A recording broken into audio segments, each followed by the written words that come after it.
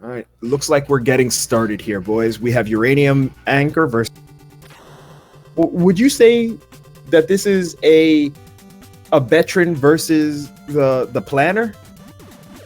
I would say this is one of those cases where you have basically the best way to describe it, to go to an old movie trope, is sort of like the whole teacher versus student thing, because you got UraniumAnchor, the veteran of playing this game, the one who basically, if you talk about this game, he's one of the first names you mentioned. Then you have ZeroNoin, who his first ever stream was his first race he ever did in this tournament. So that should tell you about the distance between how long UA has been streaming and how long ZeroNoin has been streaming. Now, don't take the lack of streaming for lack of quality, because both of these runners are absolutely amazing when it comes to their skill level.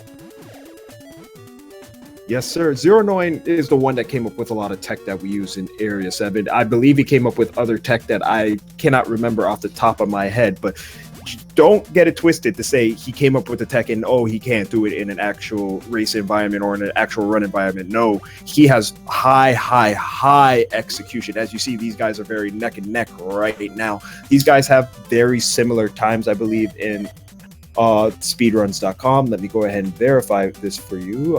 Let's see. Yep. The one thing I do want to point out now as we're watching this here is I actually mentioned ZeroNoin in the last race. You're going to see a little bit of a different style when it comes to his execution of sort of the tricks. And it's not necessarily faster per se. It potentially could be, but it's also going to be a comfort thing. Now, you're going to see a couple of those a little bit farther down the line in the game.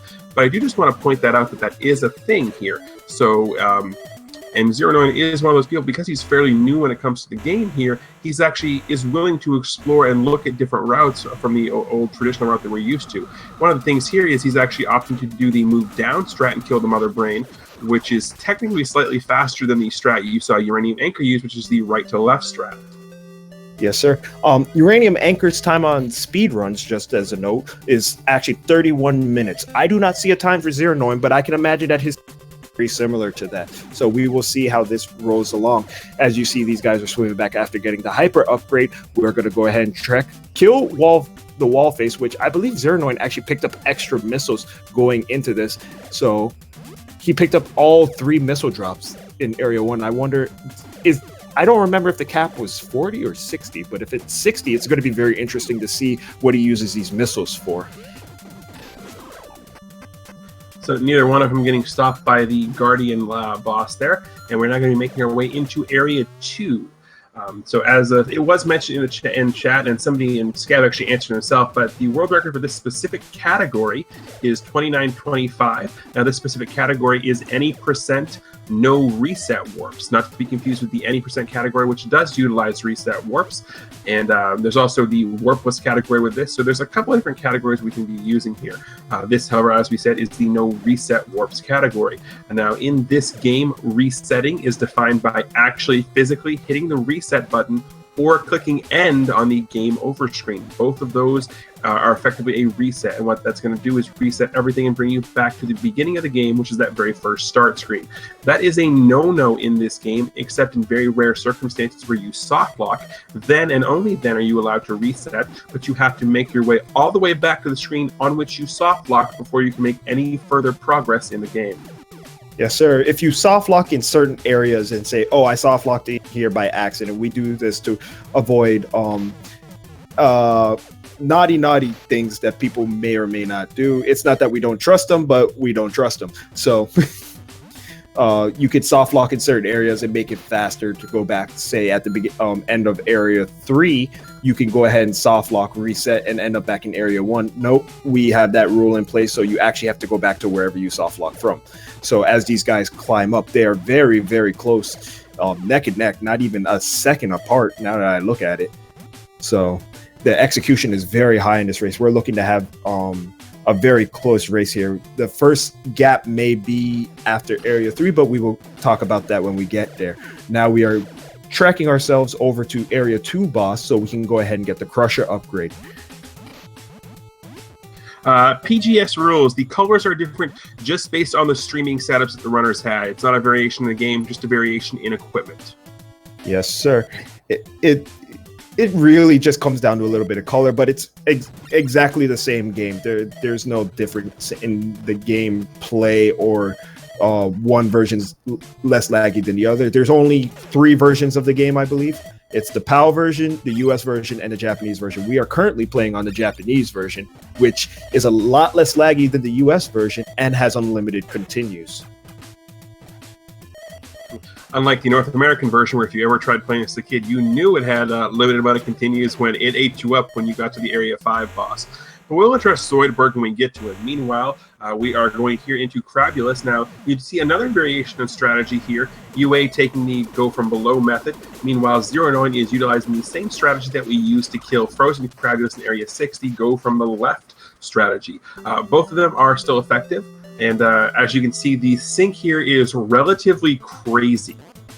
Yes, sir. They're side by side. You would swear you're watching the same stream right now.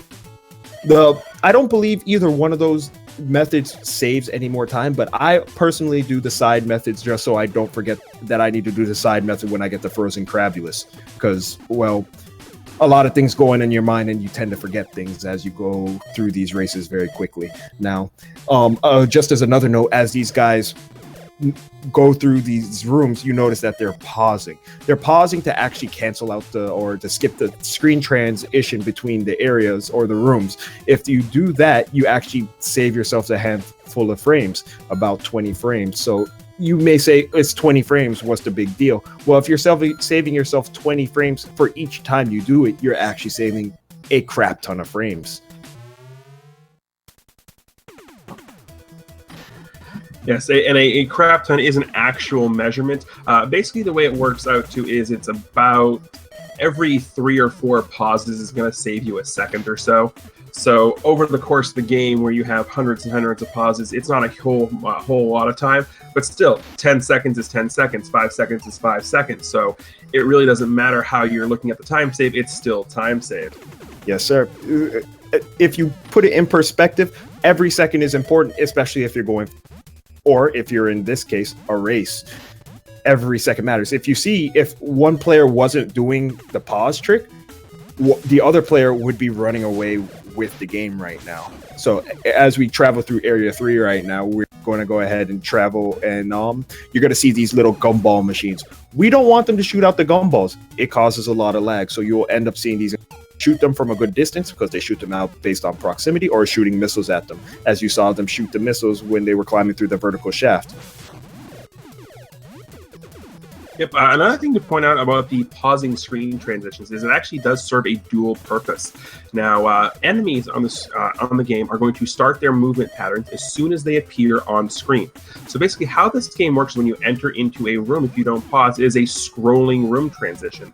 So the enemies will appear on screen for the entire time the room is transitioning, and they will start their movement patterns before you have a chance to react. By doing the pause strategy, you appear on the screen at the exact same time as the enemies do, so you have a chance to react and move. It basically just starts their movement pattern slightly later, so you have a better chance to react to it. Yes, sir. In one of the rooms in Area 2, if you don't actually do the pause trick, you're guaranteed to get hit by one of the flyers. I never knew that until I actually played through this.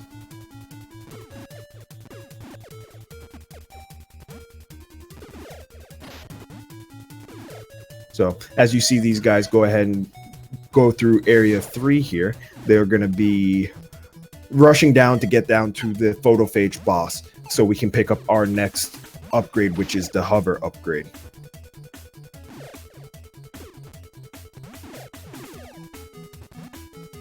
Yes, and the hover upgrade is going to come into play because that's also where we're going to be utilizing our first death warps. And then we're going to do the hover farm, which if you were here for the last race, you know how trolly the hover farm can be. Yes, sir.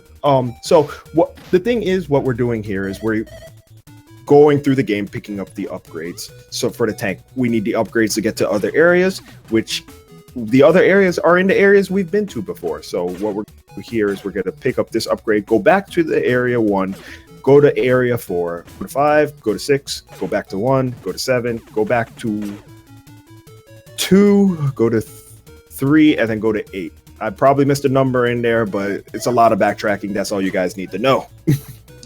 Pretty much, and now you're going to see the first of a setup for a death. Well, ZeroNoin often do stand on the spikes, as does UA. They're going to take a life right here, so it's a little bit faster for them to death warp when they get out of the Area 3 boss. Now, the Area 3 boss, as you can see on the center overlay, looks like a bunch of squares. It is, in fact, a bunch of squares. It is the photophage, and he is a bit of a pain. I'm not sure if a mechanical box that shoots lasers can be referred to as a he, but that's what we're going to do here.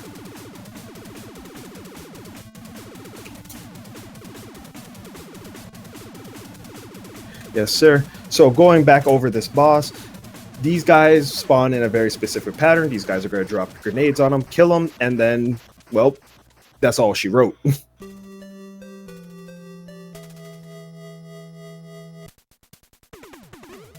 And now we are going to commit several acts of seppuku. And the reason we are doing this is because once you hit the continue button on a game over, you actually go back to the very, very beginning of the area you are in. So by doing that, we get to the beginning of Area 3, go to Area 2, then we're going to kill ourselves in Area 2. ZeroNoin is going to do this little door wrap transition while UA is going to do it right here in this room. Not actually sure. I believe the way UA is doing it is slightly faster. I'm not entirely sure. But once we kill ourselves here in Area 2, we'll go back to Area 1. Then we're going to kill ourselves again in Area 1. And we're going to make our way to the beginning of Area 1 where we can go to the hover farm.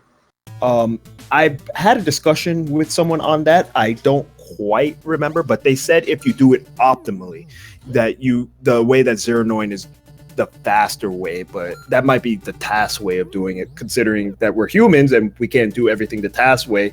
ZeroNoin actually pulled that off very cleanly, so he might have saved time, he might not have saved time, but we will see. Yep, and now we're going to go back to Area 1 here because there are the enemies here that we're looking for, and these are going to be these little sine wave flyers. And we're going to get them, and hopefully they're going to drop us some hovers. So wow, look at that. ZeroNoin, the first 2 he kills, wow, 4! It only took him 4 sine waves to get the hover. That's a near perfect hover farm for ZeroNoin. That's going to put him with a much, much bit of a lead. However, I think, wow, very nearly using all of his hover to get up there. That was a huge, huge hover farm for ZeroNoin. As I was going to say before ZeroNoin got ridiculous RNG, is there's only a 40% chance approximately for these sine wave flyers to drop the hover, but oh my, there's really nothing more that you can say just like wow to that hover farm. Yes, sir. Ideally, what we want is three flyers, 3 shots, 3 hover. But in his case, 4 is perfectly acceptable. That's exceptional hover for him, especially seeing that they all spawned essentially immediately. So now we're going to go ahead and go here, do our door wrap, forget the key, and now we're going to go ahead and enter Area 5 for ZeroNoin. Yes, now the key that Scratch Dragon is referring to there is, of course, the item drop you get from the Area 4 boss. Now, every other area boss drops an upgrade for your tank. Area 4 drops a key. So because the key we can sort of work our way around that, that's the only time we're going to sequence break the game, and we're not going to bother ever going through Area 4 to defeat the boss. So we don't get to see the green version of the frog boss. Darn. The thing everyone wanted to see was another frog boss. No, we're here to go fast, boys. Let's go. But as you see from ZeroNoin, he is going super fast here. UraniumAnchor is not too far behind him. He's about a room behind, but we still have a lot of game to go. There's a lot of things that can still happen that will give UA the chance to catch up. So as they go ahead and swim through, as you guys see, ZeroNoin swimming here.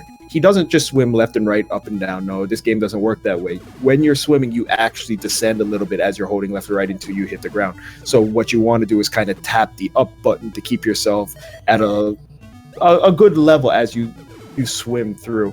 So what he's also doing here is he's despawning some enemies to reduce the lag in this room. Remember, lag is the thing that costs us a lot of time in this game. It's a Nintendo game. We don't have any options. We will have to deal with lag. The most we can do is deal with that little lag as possible. Yep, now we are making our way into the overhead section of Area 5. And what we're going to do here is we're going to be setting ourselves up to do a glitch to take out the boss. Now, for those of you who've only ever seen the Japanese speedrun of this game, you might not even know what the boss of Area 5 looks like. But we can help you there. If you take a look at the very middle of your screen, you see a giant, looks like a basically giant crab. Well, that's basically what we're going after. That is hard shell. Now, the little green orb on the top of his head, that is the point that is vulnerable. However, we're not going to see it that way. We're going to do a glitch that in the US version is frame perfect, but here in the Japanese version, there is an 8-frame window that you can pause buffer for, and we're going to use that to basically glitch out the game, so make it so the boss doesn't fight back at all. Rumor has it that there is an actual version of this game where this boss does fight back, but it's only a rumor. It has never been perpetuated. Yes, sir. And honestly, I don't think that's what the boss looks like. I think he looks like a Game Boy. What do you think? Game Boy? Yeah, or a power switch. I could see a power switch. I can see a power switch. Or maybe that thing from Uncher, that one of the facing up bosses as he goes left and right. But we're getting off topic here. So ZeroNoin taking his desk to go back to the beginning of Area 5 so he can go ahead and use his newly obtained what is it called? This dive engine. Dive engine. There it is. Dive engine. So he can go ahead and hit Area 6. I hope you guys like the dive engine. That's all you're going to get of it right there. And now we are making our way into Area 6, which is not just the requisite ice area that all Nintendo games of this era had to have, but also the longest area in the game. Actually, Shining Dragoon in the chat right now is talking about other things that drop hover. One of the eye bosses or enemies in the first dungeon does have a chance to drop a weird item, which is, I believe it's the homing missiles, but it's a 1 in like 255 drop, which is probably pretty correct. I've only seen it once in all of my runs, and I've hit like 500 runs at this point. So here's our ice level, guys. I hope you guys like sliding around a lot. So basically, the ice physics here game is pretty true to the scenery. If the platforms are all icy, then you're going to slide on them. If they look like they're not all icy, then you're not going to slide on them. Well, you're going to slide on them because it's Blaster Master physics, but you're not going to slide on them because they're ice physics. So this room here, there are a couple of vertical climb rooms here in Area 6. Those are probably the most difficult rooms in the game to effectively do without losing any of your momentum or your speed, just because there are so many precise shots and jumps involved in it. Yes, sir. And as we come up to this jump, I just want to go over. This is what we call the leap of faith, where he takes the low route, but he's not going to take the low route, so we don't have a leap of faith here. But just to talk a little bit about it, the actual box of the we're getting called out for some stuff. So Fizo, if you could get that background change going,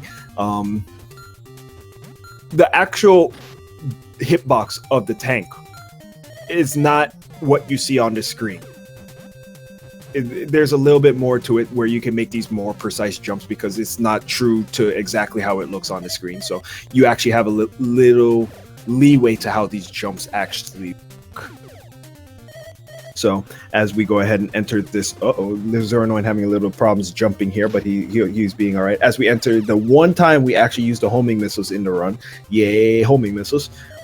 We will go ahead and 2 homing missiles. I'm happy about that. So we will go ahead and talk about this next area boss, which is Mrs. Grabby that's going to be coming up. What we want from this area is the which Mrs. Grabby is holding onto and holding hostage. We need that to go ahead and hit Area 7. We're going to go ahead, ZeroNoin going with a very interesting way of doing that. I wonder if that's faster. Have you ever seen anyone do it that way before? Yeah, ZeroNoin the last time I commentated for him. I missed that. I need to go back and catch up because that was very, very interesting. I wonder if that's faster. You think that's interesting? Wait till you see how UA does his death warps coming out of 6. Oh man, I'm all ready for. I hope you guys are ready for some stuff because this will be possibly the first time I've gotten to see it because I've Real life is terrible and it keeps me away from video games. We should fix that, shouldn't we? We really should. But meanwhile, we are making our way into the final room here before we get to the second or third of our seafood delicatessen trio bosses here. ZeroNoin going very, very iffy with his zombie life strats here. He takes basically a stiff gust of wind to the face. He's going to be down, but manages to mash and does get the pause glitch executed correctly. So at that point, unpausing at the proper point does manage to crush the creepy crab. So we are going to get the wall 1 upgrade.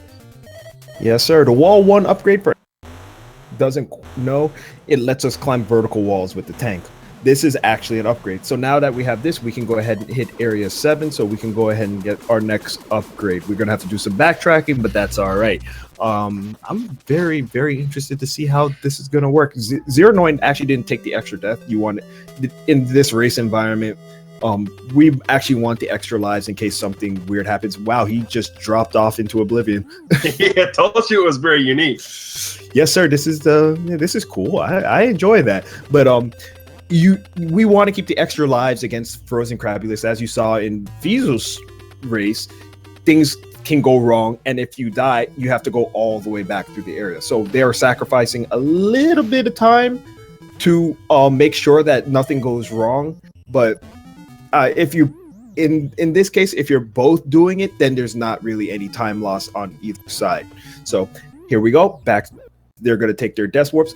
Just as a clarification, in area 4, we don't have the key to get back through. So we're just going to take our deaths and go back to area 1. So I imagine that both these guys are going to be doing the area 7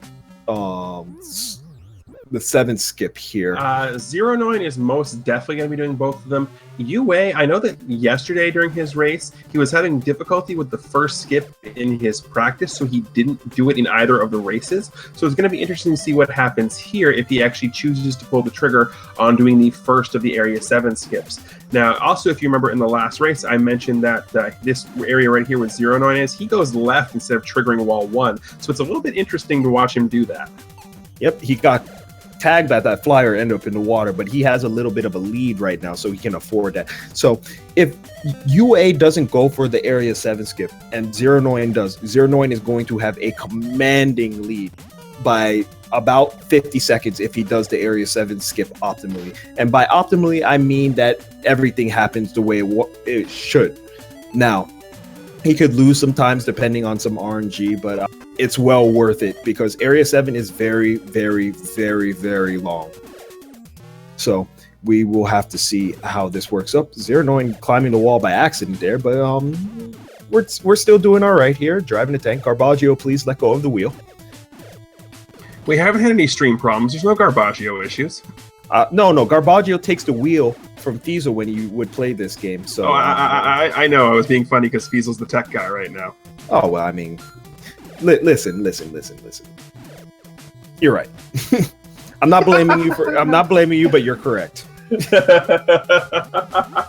Now, meanwhile, the reason we need to go through Area 6 is because we have to climb this long, long wall to get to Area 7. Otherwise, we couldn't get there because it is too high. There is no amount of hover that can get us here.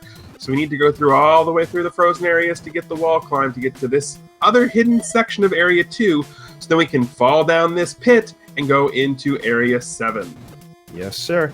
Area 7 best music. Area 5 best music. We can fight later. ZeroNoin's coming up to the first Area 7 skip, so let's see how this works out for him. Okay, wall wrap number 1. So what we want to do here is we're gonna wall wrap. Oh, he's doing a fun method. He's doing jumps to actually make his wall wraps a little bit easier. I was experimenting with this to see if there's any amount of jumps that you can do as just a method to do it. Ooh, UA is just gonna go through the area norm. As we talk about this, he's going to jump and he's going to try and enter the door backwards as he goes through it, thus making it a little bit easier. UA is going to go through the area normally. So UA is inherently at a disadvantage if ZeroNoin actually gets these skips perfectly, which he got the first one perfectly. The guy fell and killed him. He fell and killed him. Uh-oh. Okay, so here's the cool thing. There is an actual backup strat for this. So what he's going to do is he's going to take this death again.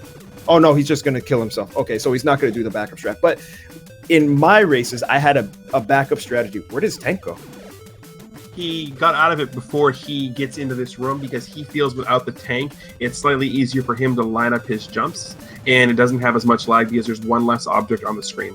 Okay, that's fair enough. So the backup strat for this would be, that's interesting. I'm going to actually have to look into that myself when I race this. But the interesting strat is he can actually make it with 2 lives. Unfortunately, if he were to get down to the dungeon and he doesn't have enough life for the lava skip. So what he would have to do is he would have to kill the little soldier at the beginning to pick up enough life so he can do it. But he's opting not to do that, and he's just going to go for full life again.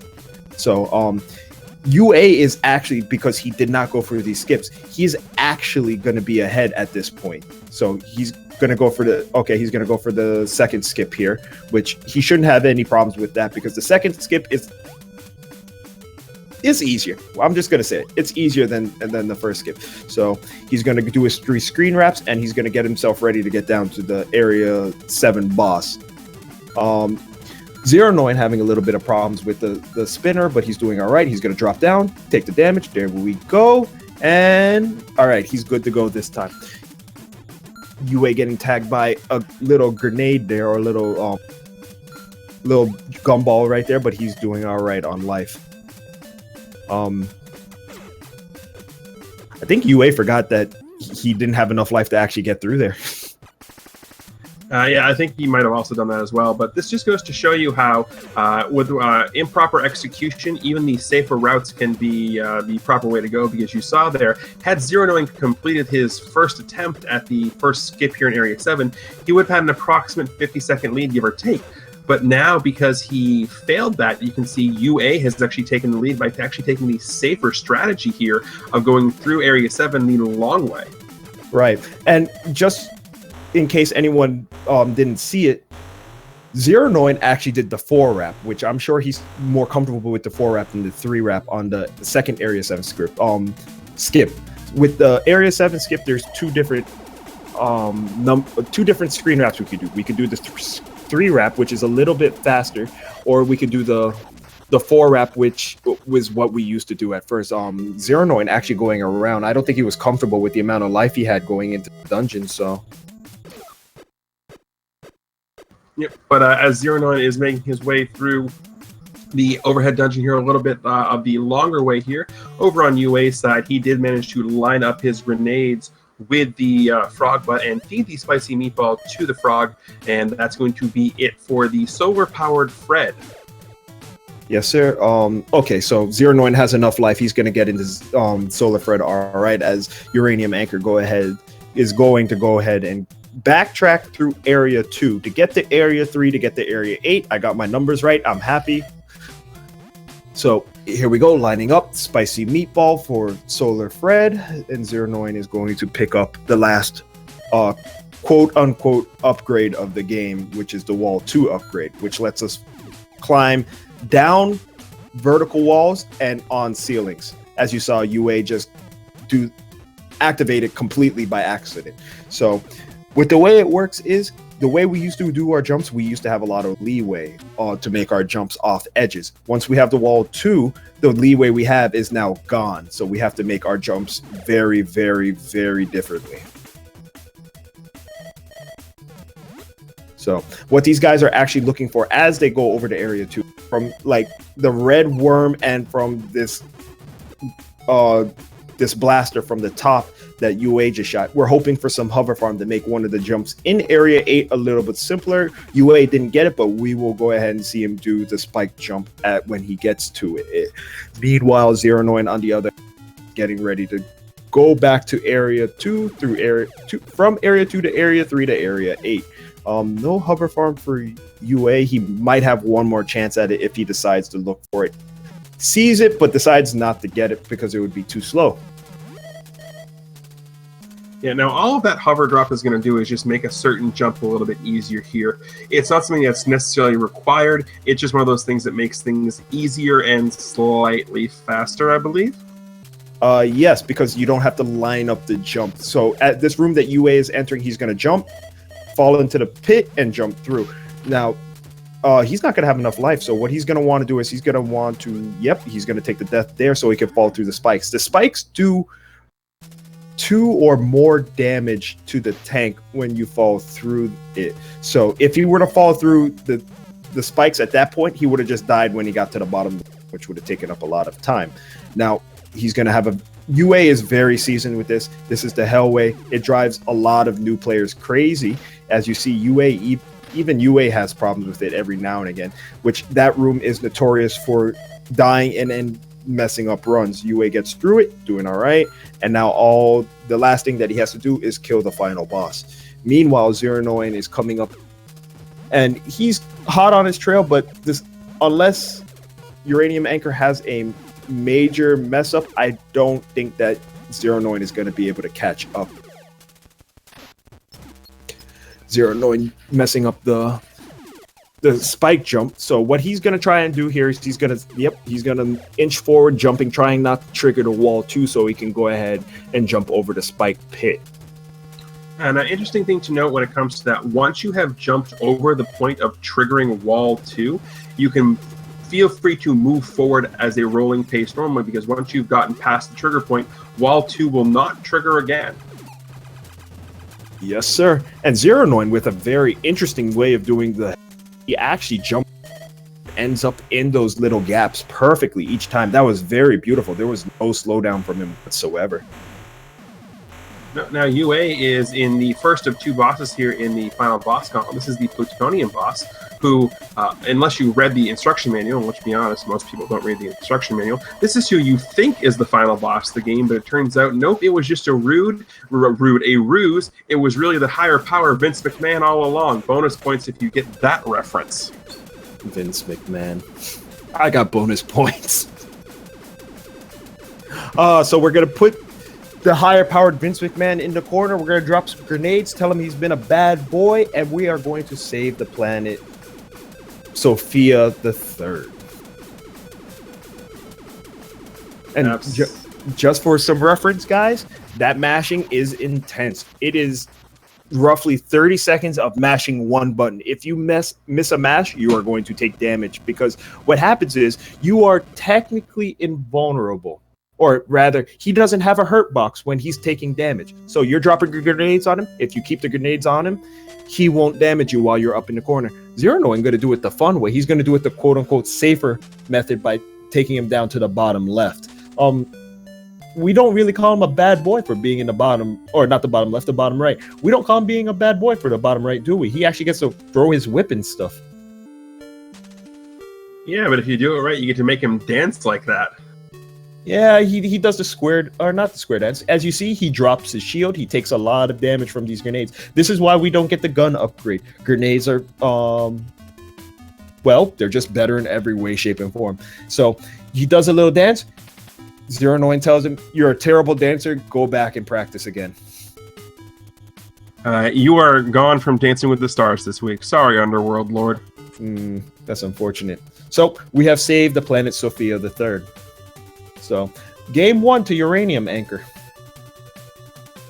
And now it's going to take a couple of minutes for us to get the second race room set up on SRL. So while we do that, I do just want to remind everybody of all the fun events that we do have going on here at Speed Gaming, in addition to the Blaster Master Tournament, which you can get the information on by typing !BM in the chat. There's also the Super Metroid Tournament, which you can get all the information for by typing !SM into the chat. In addition to those two, we have a couple of different things you can sign up for that are currently wanting more people. First of those is going to be the Zelda Run Randomizer Tournament. For those of you who've never played a randomizer, that basically takes everything you know, in this case about Zelda 1, and turns it on its head. The caves are shuffled, the item locations are shuffled, the enemy HP can be shuffled, you can play as a Gibdo, you can play as a Stalfos, heck, you can play as a Wizrobe if you want to. But all the information for the Zelda 1 randomizer can be found using the command !randomizer, and the website for that is challenge.com/Zelda Randomizer 1. In addition to that, we also want to inform you about the Super Meat Boy tournament that's coming up. It is June 12th and 26th. And for all the information for that, you can go to challenge.com/SMBNE2016 Swiss. And finally, the last one I want to inform you guys about is the Mega Man 46 Robot Masters tournament. Information on that can be found at challenge.com/MM46RM.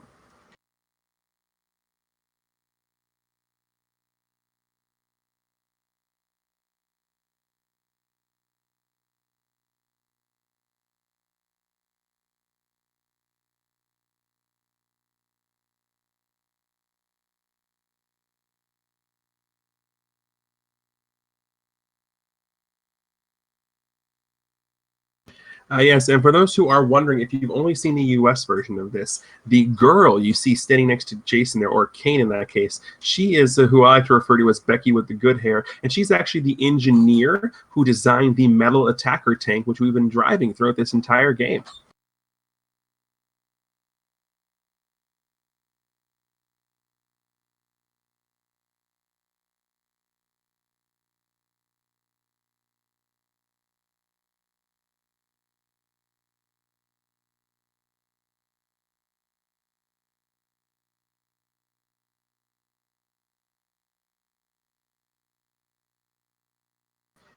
In addition to all of those tournaments that I linked you to, if you go to snessuperstars.org/events, you can actually take a look at not only all of those tournaments, but you can find links to other streams that also do a similar thing to what we do here at Speed Gaming. So anything you have for questions, you can probably find right there. Again, that is snessuperstars.org/events.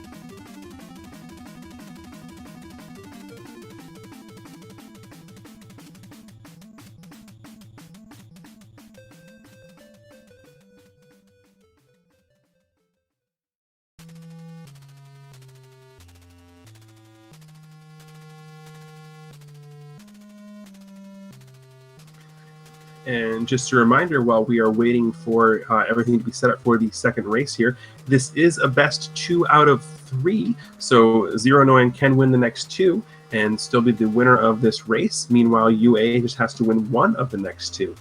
Do keep in mind that this is the final race in Group B here in our round-robin tournament style. And the winner of this race will be the one who moves on in the tournament. They will be the second seed coming out of Group B. Yes, sir. This is very close. That if ZeroNoin didn't actually mess up that trick, he would be in a very commanding position. Now, the question is, does ZeroNoin go with that trick this time around? If UA, or does he actually go for it again? Because UA may or may not be doing it. ZeroNoin is probably more comfortable doing that, and that's what he knows. So my thought when it comes to races is do what you know, do what you're comfortable with. Sometimes it works, sometimes it doesn't. Yes, sir. So these guys will probably be ready here in a second. So we're going to turn to the chat a little bit. I want to know how you guys are feeling about this race right now. Do we have some UraniumAnchor for the old vet, or do we have it for the young upstart ZeroNoin right now? Where's your support? I want to see where everyone's allegiance is. Draw your line in the sand right now, guys. I want to hear you giving your energy to your favorite racers right now. I want you guys to be supporting both of them, but I want to know who you guys want to see win this right now. Throw whatever, push some buttons. I want some 1s for UA, some 2s for ZeroNoin. There's 233 of you in here. I want to see some buttons thrown down right now. Oh, Key Paladin with the strong UA support. I'm loving it. Come on, who's here going to support some ZeroNoin? Come on, you guys alive over there? Oh, I gotta wait for a delay, don't I?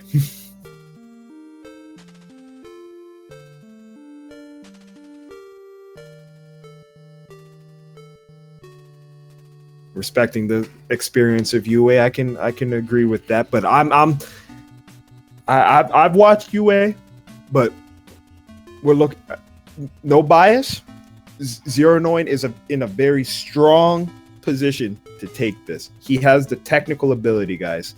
So just as a reminder, this is a race that's 2 out of 3. So UA is in a very good position to take this, to go to the next step of the tournament.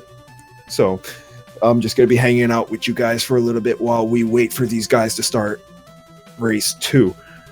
This is the time where you guys want to just take a break, relax, gather yourself. UA is in a good position. He understands that. So his experience is going to tell him. He's probably been in many races. He was in the Blaster Master race for ADGQ for 2016. You guys should go back and watch that. Scab was part of that. Viso was over that. So you guys should check the archives of that. It was a very good race. That's the first time we really got to see the Area 7 skip. Not the first one, but the second one in a very different way. Howdy there, Mr. PUBG. Good to see you. Another participant of our race here. Everyone show him some love.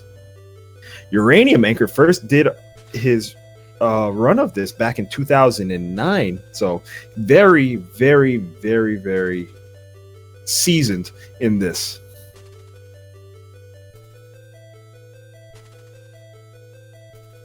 How you doing, Mr. Puck? Good to see you. Glad you can join us. So,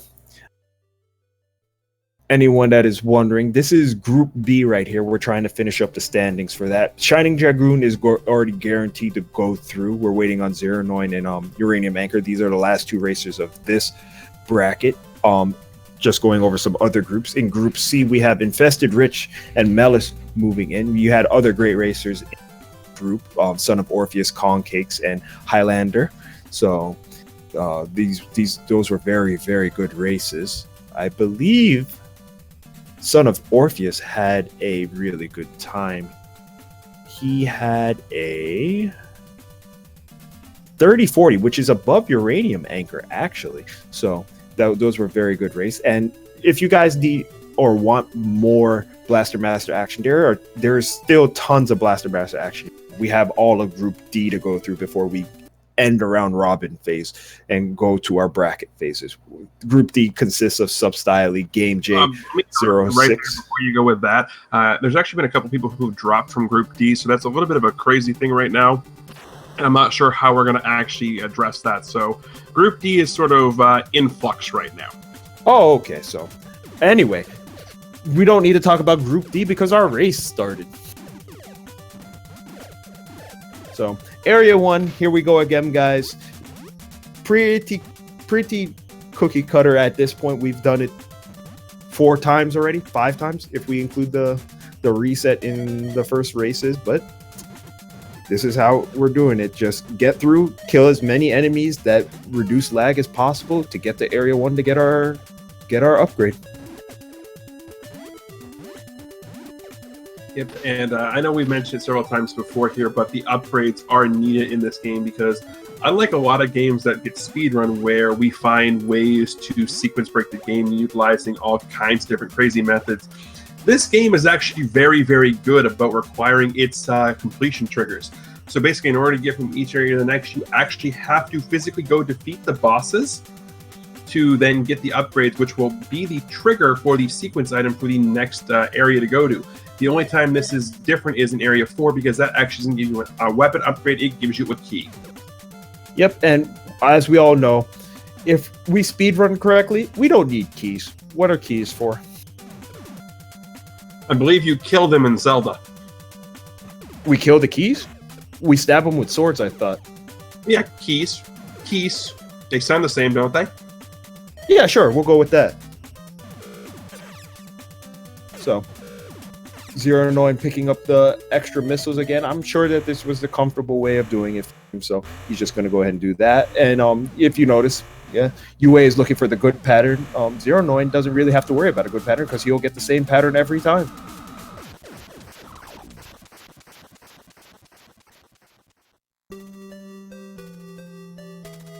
So both finishing up the boss at about 150, which is pretty standard at this point for this first area. So we're going to swim. We have our hyper upgrade. Time to go to area 2. We just got to go ahead and kill good old Wallface.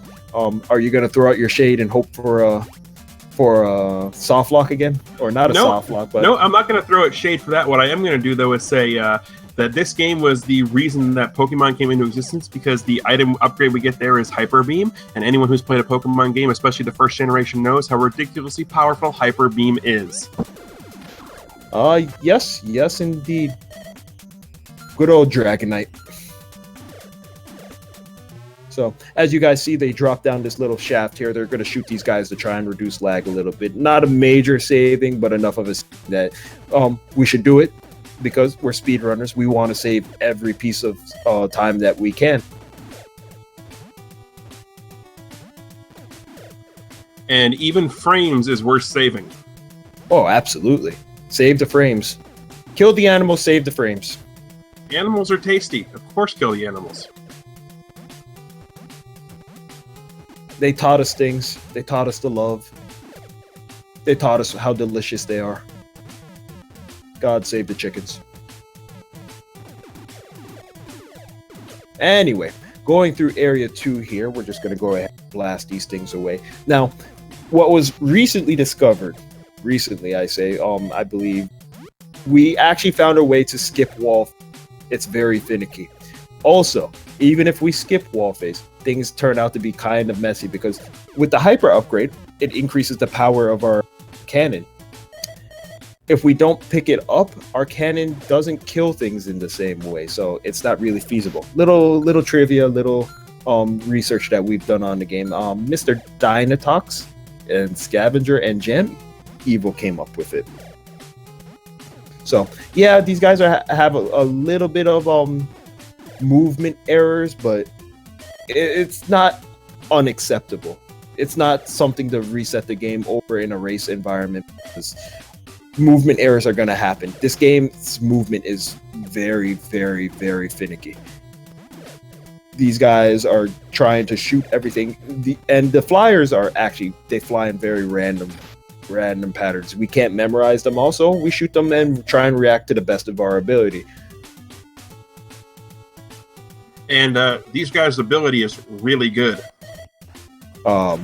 Yeah, I would say that. I honestly would have to say, even though that ZeroNoin doesn't have a time up on speedruns and UraniumAnchor has a sub 30, or he has a 31 time, I would say that they're actually closer to a 30-30 time, if not lower, in their actual ability in this game.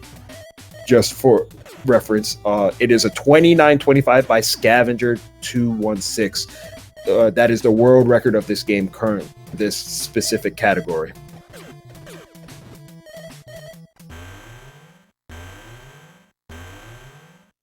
So here we come to Mr. Grabby. So in case you missed it, what we do here is we do a pause grenade. We drop a grenade, we pause the game. It still recognizes that it's hitting the boss. He takes infinite damage, we unpause, and he dies. And then we take our upgrade and we leave. Yeah, so that's how we roll. So this upgrade being the Crusher upgrade, which will let us destroy our little Tetris blocks so we can move on to Area 3. And Area 3 is going to be the portion of the game where we utilize most of our missiles that we picked up all the way back in the Area 1 dungeon. Reason being we're going to use them in Area 3 is because once we start doing our Death Warps, we lose all of our additional weaponry, such as gun upgrades and missiles. And so Area 3 is going to be the last area where we will have picked them up and we'll be able to use them before we start using the death abuses. So look for copious abuse of firepower coming up. Yes, sir.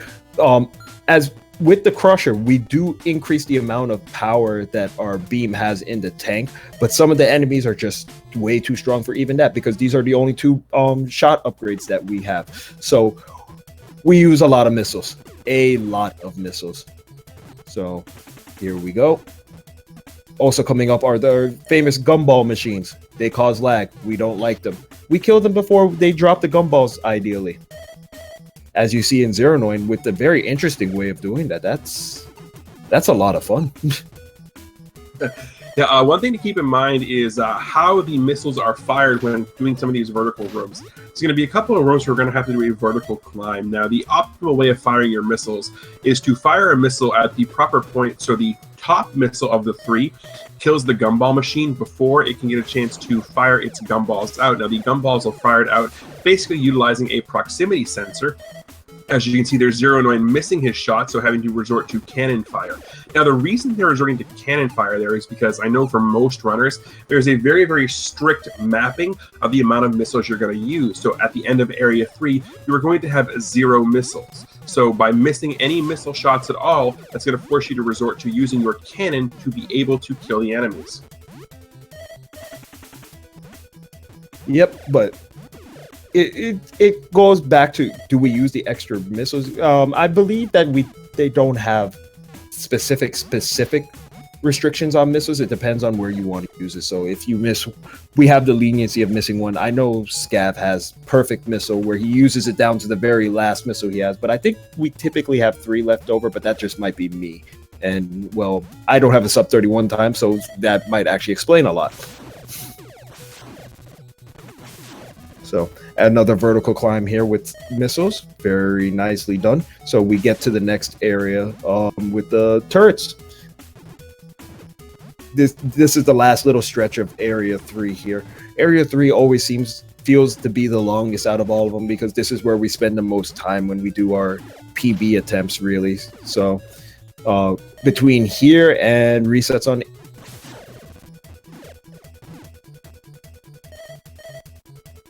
So here we go.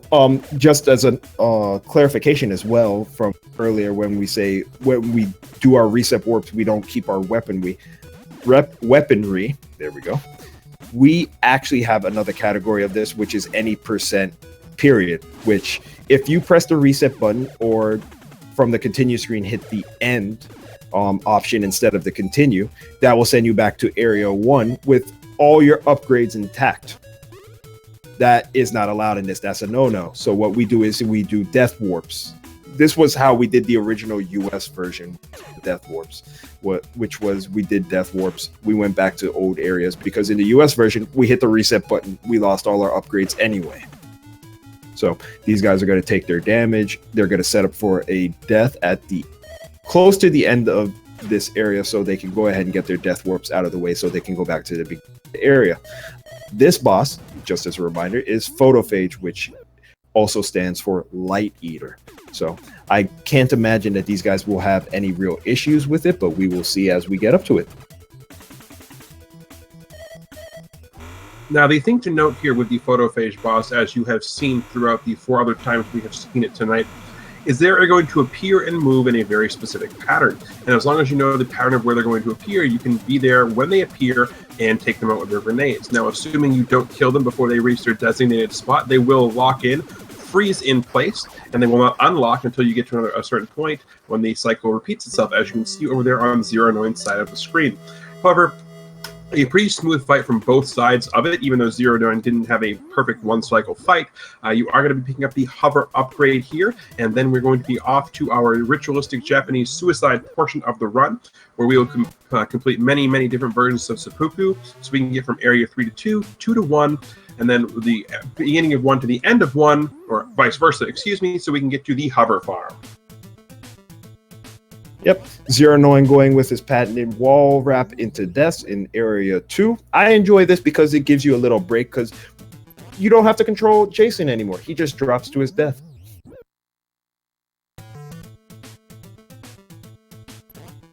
Oh, and if Jam is in the chat still, bees. More bees, all the bees. So speaking of controlling, you can see both runners here now opting to go into Area 1 without the tank. The reason being it is slightly faster to kill off Kane without the tank, because you can just jump to your death and not have to worry about popping out of the tank. Now, last race, this was a big turning point here, the hover farm. As if you weren't with us, UraniumAnchor had a decent hover farm, but ZeroNoin had a 4-flyer hover farm. A nearly perfect hover farm. Now, these sign flyers have a 40% chance of dropping the hover item, and basically, We hope we fire them, we kill them, and ZeroNoin again having pretty decent luck. There's all three, Oh, wow. and Hover Farm again decides it wants to play a part in who's going to take the lead in this race. So now ZeroNoin has made up all of that time that he had because the Hover Farm was nicer to him than it was to UraniumAnchor. Yes, sir. And as you see, ZeroNoin actually coming around platforms, we never actually really go over this because it typically doesn't play a factor, but UA does this in a way that absolutely terrifies me, which is he hugs the wall and shoots up at these mud golem men. These mud golem men, if they hit you while you're flying up, you fall. You don't get to continue your hover, which means you either have to re-farm the hover or you have to take a death to respawn the flashing hover, depending on what it is. ZeroNoin actually went really far out there, which is a small time loss, but yeah, he manages to get up. But UA does it in such a way that it's terrifying every time I watch him do it. It's amazing. Now we are making our way into Area 5 via the Area 4 keyhole skip. As we've already said before, this utilizes the door wrap tricks, and we'll be seeing a little bit more of that later. We didn't necessarily say, though, how we fix the door wrap when we basically push the screen off to the side there. There are a couple of ways to fix it, and you see both of them in a matter of seconds here. The 3 ways total are: the first one is enter a door, like we do in Area 4. That resets everything so you can enter to get into Area 5. Here in Area 5, we're going to pause the game once we go through that breakable block, and that's going to reset everything. The third and final way, and the least optimal way to do it, is to die. Because normally if you're dying during the execution of one of these, you've done something wrong and you're probably going to soft lock. Yes, sir. Just as a small optimization, ZeroNoin actually managed to despawn, or scroll off 2 of the enemies from the screen while he was doing the screen wraps, actually. So he actually saves himself time in that, and then he kills the 3rd one before he actually swims down to the position. Small optimizations, but all the optimizations actually matter.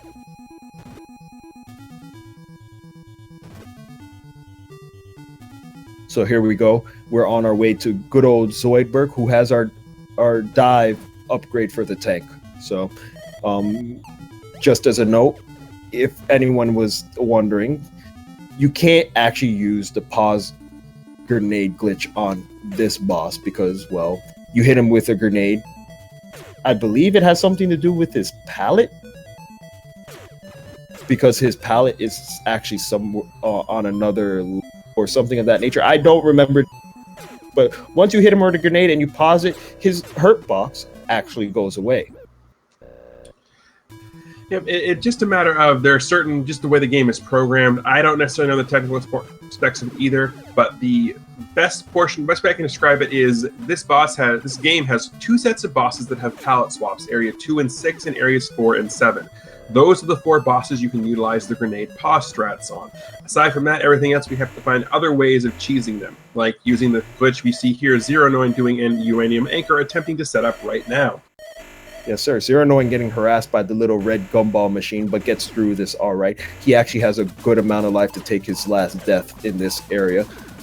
UA is in a good position as well. He's taking damage from the little enemy at the top, so he'll have a nice amount of life, so he can go ahead and take his death, so they can go ahead and get to Area 6.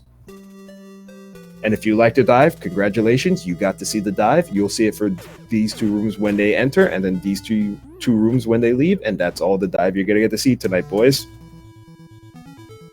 Unless we go to a game 3. But utilizing that, we are now going to make our way into Area 6, the requisite ice area, here in most Nintendo games of the area. And yes, we are going to be having to deal with ice physics. Yes, sir. The ice physics in this game are wonky, because tank physics in this game are wonky too. So as you see these guys jumping as soon as they enter an area, if you just hold forward, your tank's not going to go anywhere for a small amount of time. It's going to try and gain traction. So we do the jump just to get a running start, so to speak.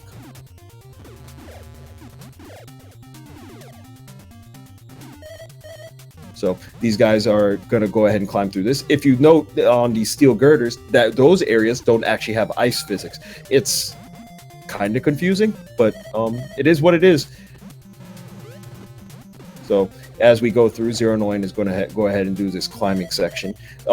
Area 6 is more of a movement-based area in my opinion. You want to have very crisp movement. Everything matters. It's not as much about reducing lag. It's still important, but not as much as Area 2 and as Area 3. And there's a lot more of these little Tetris blocks in the way, which is always ZeroNoin not going for faith. He doesn't want to lose his 20 or so seconds dropping down into the pit. Yeah, absolutely there. And that's the big thing is you see UA opting to go for the leap of faith there, whereas ZeroNoin took the upper route there. It's only, like, I believe, a half-second faster if you properly execute the leap of faith. However, it is going to cost you between 20 and 40 seconds, depending on how fast you manage to take your death after you fall, because it's faster to do that than to go all the way back to the beginning without dying. Yes, sir. I see it mentioned in the chat right here. Someone wants to know if ZeroNoin has a manip for hover farm. I don't believe so, unless something happened in the last month or so. But sometimes you just get really lucky.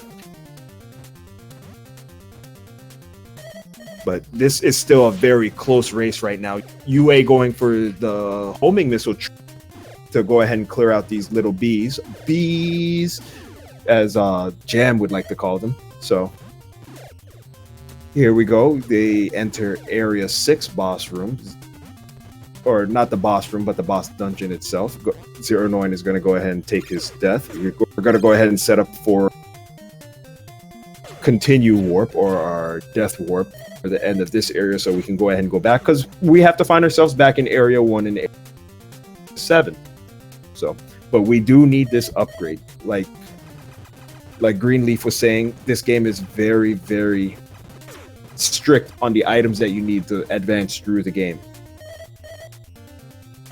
Yep, but now you see ZeroNoin having to chase the little eyeball scout enemy there to take a death. Now he is going into this fight with 0 lives left. So if he happens to mess up the the grenade pause here, which can happen, this could be a way for UA to get back into it. I'm not saying he will, because both of these players are very, very, very good. But stranger things have happened, and of course, as I say that, ZeroNoin gets the perfect pause on Frozen Cradulus here, and manages to not get a zombie glitch. Neither does UraniumAnchor. Now, the zombie glitch, I don't believe we've explained it yet here in this run. Basically, we keep mentioning lag reduction. Lag is going to be a huge thing here, because if you happen to lag out when you're fighting a boss, and lag overrides the I'm dead trigger for the boss, it can be blowing up and still dying, but not actually go off screen. That's what's known as the zombie glitch. Yes, sir. And zombies no good, because the boss is technically dead, but he can still hurt you. So here we go. We're going to take our couple of deaths here. The problem is, we go enter Area 4. We don't have a key to get back through the door. What we're going to do is we're going to take a death here so we can go back to the beginning of Area 4. Now, we took those 2 deaths in Area 5 because it's faster to take those 2 deaths than to jump on and off the ladder for 3, 4, whatever amount of lives, the amount of times that you have to jump off the ladder to go ahead and end yourself, essentially. So back to Area 1. Got to go to Area 2 to get to Area 7 now, because now we have the Wall 1 upgrade, which allows us to climb vertical walls from a horizontal plane. We climb up, not technically down, as you see here. We need a Wall 2 upgrade for that, quote-unquote. So, your thoughts on what they might be doing for the Area 7 skip? Is UA going to go for the regular way and let ZeroNoin go for this first skip again, or do you think UA might go for the first skip this time, seeing that he's ahead and he just wants to end the race right there and right then? Well, my thoughts are, I've seen 3 races from UraniumAnchor, and in all 3 of them, he hasn't opted to take the first of the Area 7 skips. Now, the first 2 races I saw, he had a massive lead going into 7, so they weren't necessary. However, in this past race, he did not have the lead. In fact, he was behind going into 7 and still opted to take the long way. Now, considering that, I would imagine that we're going to see exactly the same thing that we saw going into 7 last time, with ZeroNoin opting to do both skips and UraniumAnchor opting to take the long way through until we get to the second skip. Yep, and just as a going back to the blaster upgrade, as you saw when we first entered Area 2, the little wall crawlers, those guys usually took 2 shots to kill once we had the Hyper. Now they only take 1 because we have the Hyper and the Crusher. So, and yes, just for those who are wondering, this is the final match in the round robin section for Group B. The winner of this match will be advancing to the top 8 from Group B along with Shining Dragoon. The loser of this match will be going home. So this is a win and in. So the pressure is very much on ZeroNoin here, who has to win 2 in a row. Yep. And before we get to the Area 7 skip, just to answer a question that was chat, the ladder is very different in the Japanese version than it is the US. In the US version, we had platforms to get down and so on and so forth. In the Japanese version, it's just a ladder and it's kind of a blind jump. We never actually got a chance to do this in a casual sense for the Japanese version, so your guess is as good as ours why it's just a ladder and they didn't actually put the platform there. As we say that UA is going the long way around while ZeroNoin is doing the Area 7 skip, so good call on that. Yep, so this is where the complexion of the race changed last time, because ZeroNoin got extremely trolled with one of the wall walker enemies and had to end up taking some deaths here to reset everything so he can get back and have the full complement of lives available to him to perform both skips correctly. Now, as you can see, not getting nearly as trolled this time. So let's see how this jump goes. Lands perfectly, doesn't get hit. Much better execution of this on his first try on this attempt rather than the way he did last time. Yes, sir. So this puts ZeroNoin in about a 50-second lead.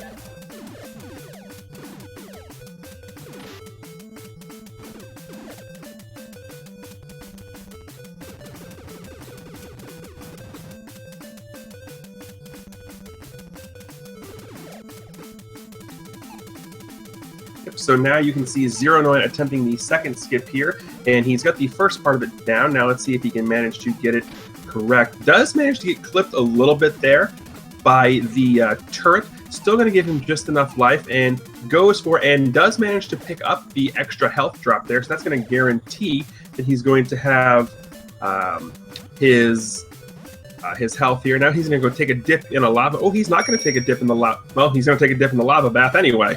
So I was going to say he wasn't going to, but he did. So now he's going to be very careful. If he dies on any of these lava skips, he's going to have to go all the way back to the beginning of Area 7. Yes, sir. He's doing the lava skips in a very safe way, so.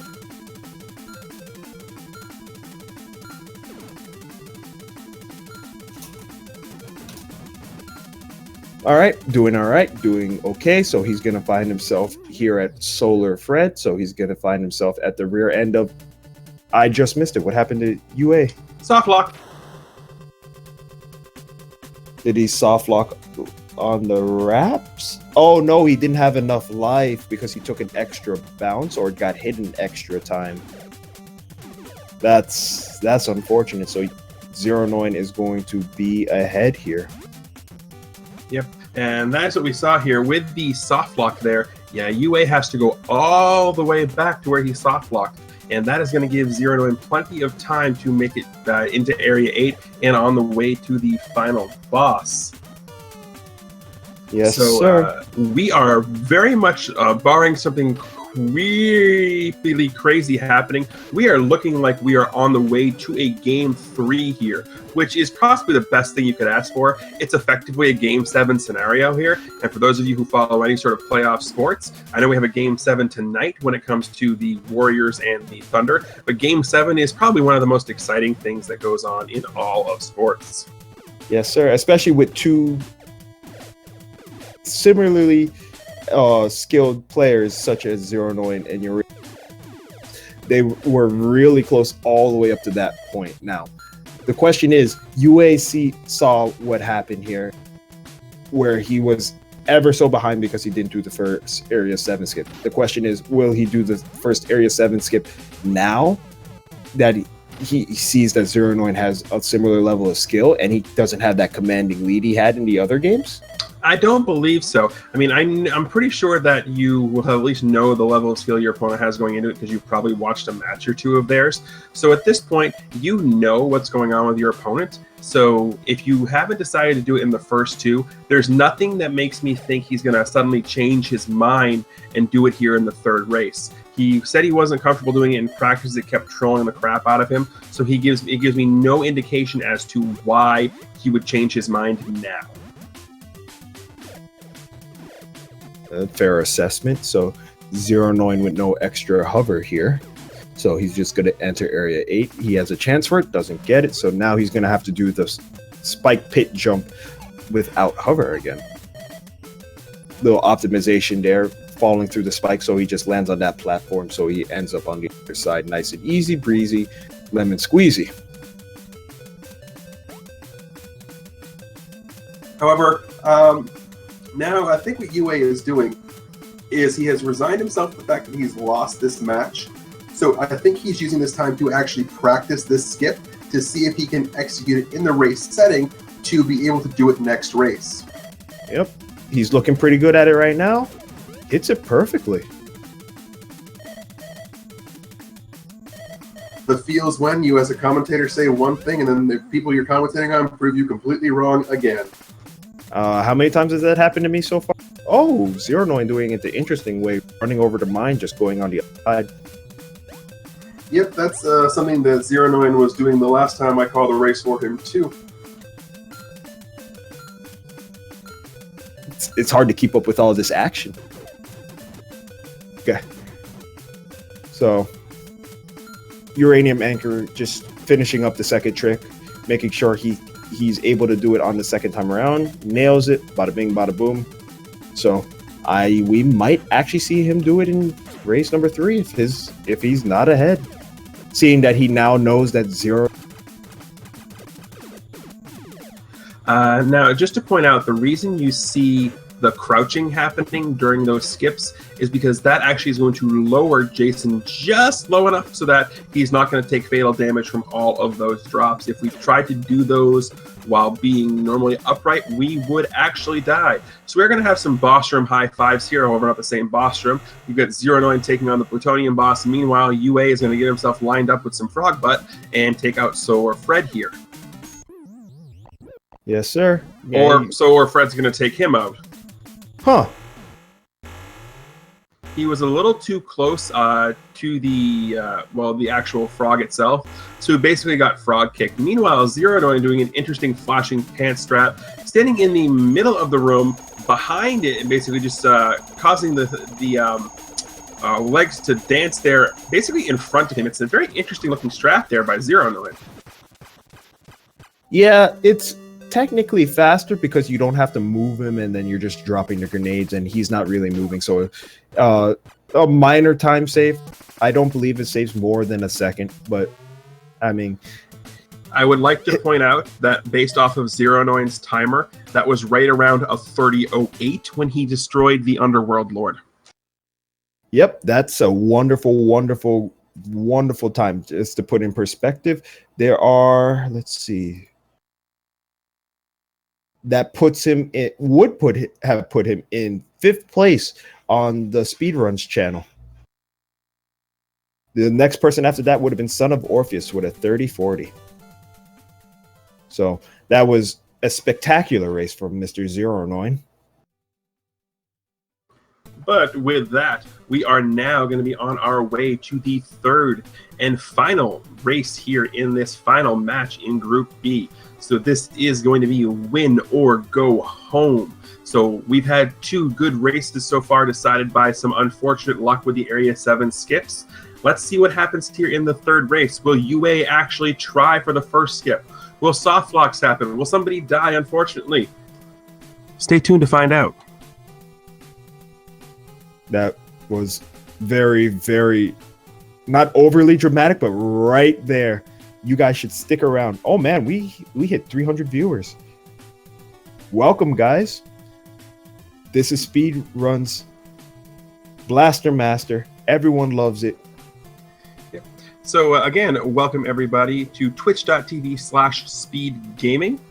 So what we're going to have to do here is we are going to be taking a couple minute break here to get everybody some time to do a bathroom run and all that. So what I'm going to take care of for you here is there's a bunch of things that I want to let you guys know about here. And also, this would be the time if you have any questions, not just about Blaster Master, but about any of the other races and stuff that we do here over at Speed Gaming. Go ahead and ask them in the chat. So first things first, again, this is the Blaster Master Tournament. All of the information for this can be found by typing in !BM into the chat. That will take you to the challenge link as well as the schedule for matches. And again, that's going to be challenge.com/blastermaster. After that, I want to let you guys know about the Super Metroid Tournament. The information for that can be found by typing !SM into the chat. That tournament has been going on, and most of the races have been seen right here at Speed Gaming. In addition to that, there are 3 tournaments upcoming that I want to let you guys know about for signups. The first of which is going to be the Zelda 1 Randomizer Tournament. Now, if you've never played a randomizer, in this case for Zelda 1, it's going to take everything you know about the game and turn it on its head. The start screen can be shuffled. You can play as a Gibdo, a Stalfos, a Wizrobe. You can rescue Ganon and fight Zelda. There are all kinds of fun things you can do. The dungeon items are flipped. The enemy HP is flipped. All kinds of fun things. So if you're interested in signing up for that, the command there is !randomizer, and the information can be found at challenge.com/Zelda Randomizer 1. After that, there are going to be signups for a Super Meat Boy tournament. That is taking place June 12th and 26th. That is a Super Meat Boy any percent tournament. The command for that is !meat, and you can find that by going to challenge.com/SMB. Actually, I don't remember the one off the top of my head, so just hit the !meat command and you'll find that one. I apologize. I used to know all of these. Finally, the last one that we're going to be telling you about here is the Mega Man 46 Robot Masters Tournament. Now, what that is that's going to be a race to defeat all of the first 46 Robot Masters in Mega Man, and that is Mega Man 1 through Mega Man 6. So the command for that is !46RM. Yep, all these races are going to be they're going to be fantastic. You're going to see some very high level play from everyone that's participating, because if you enter a 46 Robot Masters tournament, you're going to be knowing what you're doing. It's not going to be one of those, okay, just finish it casually. Everyone's going to know basic speed run strats for each one, especially in Mega Man 2. That I can imagine that most people will at least attempt to learn the zip strats in those games. All right, so the randomizer, what happens with the randomizer is there are a bunch of different flags that you can trigger. Now, the tournament has its own very specific set of flags. Now, what's going to happen is the flags are going to be set. Then there's a button on the randomizer that says Generate Seed. Once you have that seed, everybody who is in your race, in the case of a tournament, it'll be 2, will place that seed into their ROM, and then you will both play with the exact same flag and the exact same seed. So that means if, for example, the cave at the starting screen is level 9, then that will be the same on both sides of the game. And yes, when it comes to randomizer is an interesting cat because it's a game in itself that is blind but not blind, because it's not blind in the sense of if you're playing it, you've played through Zelda before, you know what's going on, you know what the wand does, you know what the boomerang does, you know what the book does, you know all of that. It's blind in the sense of every seed is different and you don't know where anything is. So that's the very, very interesting part of a randomizer is you know what to expect, is you can expect nothing but everything.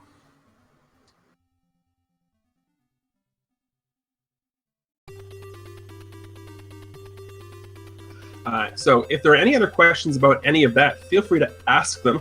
We can do anything. We can answer to the best of our abilities what we have here. Again, I do want to point out that this is the Blaster Master tournament here, and this is the final race from Group B. This is between ZeroNoin and UraniumAnchor, where the winner of the next race will be moving on in the tournament. Again, all the information for this can be found at challenge.com/blastermaster. Yes, sir. So while we take a little break for these guys while they gather themselves. Now we can just talk about some small topics about what you do in between these races, because this is generally a different environment for speedrunners. When we speedrun for PBs, we're constantly hitting reset. We're constantly saying, okay, that was a small optimization. I can't miss that. And this is one run, that's all you get. So what do you do to prepare yourself? I want to hear your thoughts on that.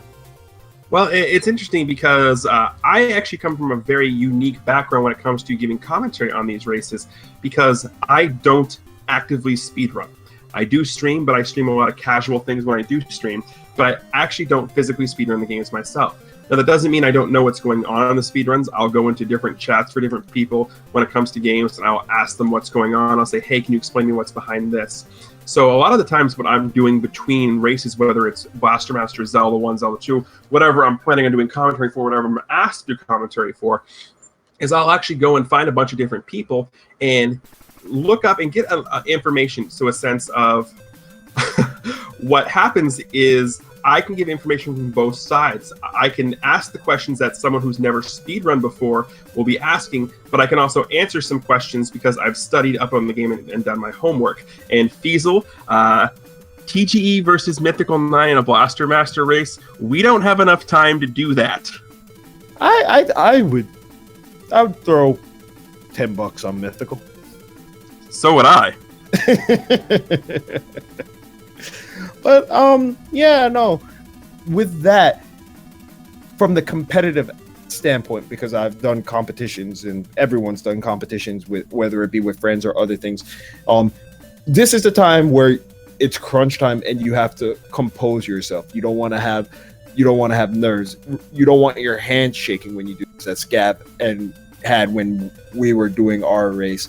So this is the time where you would go up, clear yourself out, maybe go use the bathroom, get a drink of water, anything just to calm yourself down so you could just put together a really good run. Now, ZeroNoin put together a phenomenal run that last race, which would cause any opponent to kind of, put the nerves down, because pretty much he was on a really good pace. So UA will probably take some time, put himself together, and try and put down some good times on this next race. I think that they could actually hit ZeroNoin just hit a 30.08. They both could hit that very easily with their level of skill, right? Provided that the wonderful hover farm actually stands true for both of them. I believe it's going to come down to the hover farm for this next race. Not so much the Area 7 skip, because they both proved that they can actually do the skip very well. Sub 30, potentially, if the hover farm is just as good again. ZeroNoin was actually struggling with the Area 7 skip, so if he actually got it optimally the first time, he probably would actually hit a sub 30.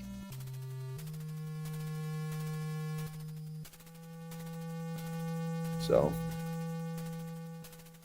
and for anything else that I may have missed when it comes to any of the events that we have offering here at Speed Game, you can go to the link that Nightboss just posted at snessuperstars.org/events, and that will tell you all about the tournaments that we are not only broadcasting here, but all throughout Twitch. Some of them may have ended by now, just depending, but I do want to inform everybody about that. In addition to giving you information about all of the upcoming tournaments, you will also see links to a bunch of other awesome streams right there. So go ahead and take a gander over to snessuperstars.org/events and see what's going on. Speaking of taking a gander to things, I want to make sure that everybody goes ahead and follows both of these runners. And that's going to be twitch.tv/UraniumAnchor and twitch.tv/ZeroNoin. Yes, sir. And if you didn't catch the race from earlier tonight, you should definitely follow twitch.tv/Feasel and twitch.tv/Scamander216. That was a race that happened earlier tonight. All of these guys are phenomenal Blaster Master runners, and they also run other content, so you should give them a follow. Speaking of Scavenger216, I do also want to shout him out, because all of these glorious backgrounds you've been seeing us cycle throughout the evening, Scavenger216 was the gentleman who designed all of these backgrounds. So again, please throw some love to him by throwing him a follow. That again is twitch.tv/scavenger216. The spelling is SKAVENGER216. All right, it's looking like these guys are nearly ready. Just a little bit more time. This is a very important race. This is a race that will determine who moves on to the next part of the Blaster Master tournament. So it's not so much any prizing on the line. It's more pride that's on the line, because UA, old, phenomenal runner for Blaster Master. He started running, he said it back in 2009 for his first run of Blaster Master. So, okay, real quick, to address what's being asked in the chat. Zelda Randomizer creates a different seed every time you run it. So the flags might be the same, but the seeds are going to be different. So you might be playing seed 8675309 one night, and then playing seed 207451873 the next night. That means they're two completely different seeds. So you see people practicing Randomizer now, and that just means they're practicing to get used to the mechanics of the game and playing that way. Every time there is a tournament race, it will be a brand new seed, and both runners will be playing it blind. There will be no advanced knowledge of the seeds. That is how that is going to work. Right. And with the seeds, it's impossible to practice for a specific seed unless you know about it in advance. If you want to practice for all the seeds, congratulations. You have a lot of seeds to practice for. And a lot of spare time on your hands. Oh, yeah. Because the dungeons are basically random as well. And speaking of spare time on our hands, we are out of our spare time because we are starting. And that means this is going to be the final race here in the Blaster Master Tournament for Group B. This is, again, a win or go home scenario. On your left, you have UraniumAnchor, who won the first match of this race. On your right, you have ZeroNoin, who won the second match of this race. And up here in the booth, I am the Greenleaf Effect, and with me is Scratch Dragon. Thanks for joining us guys tonight. Just as a small optimization that you saw at the beginning of this, they actually do those flyers slightly differently. So the way that you usually do it is you would jump, shoot one, shoot the next one as you come down, and then shoot the third one, and it causes a little bit of lag. The way they did it is they jumped and shot as they were coming down, and then shot on extra jumps there that they killed them as they came along the screen. That actually reduces quite a bit of lag, and both of these guys did it very perfectly. It's incredible. So here we are, they're neck and neck coming up to the Area 1 overhead dungeon. Let's see if they do they do the small optimization where they push A to come off the ladder, and while they're at a section, so it just kind of pops them up and they go into the wall. I believe we got called out for that the last time because we never noticed it. Fair enough, but as you can see here, they are doing optimal walking strats here by attempting to be very, very crisp on their movement, and especially in the first couple of areas in this game, a lot of execution is going to be that way. You're going to be looking more for crisp movement than you are for any sort of real strat to make things easier on you. Yes, sir. So back to the original way of doing this. UA is going to take this boss from the right side, hoping for a good pattern. ZeroNoin is going to take it from the bottom side. He's always going to get the same pattern. UA is just going to travel through. They're going to kill it at the same time. And this is probably going to be like a 1-5 on the head. Yes, it is. Very close, very wonderful, very well executed at the beginning of this race.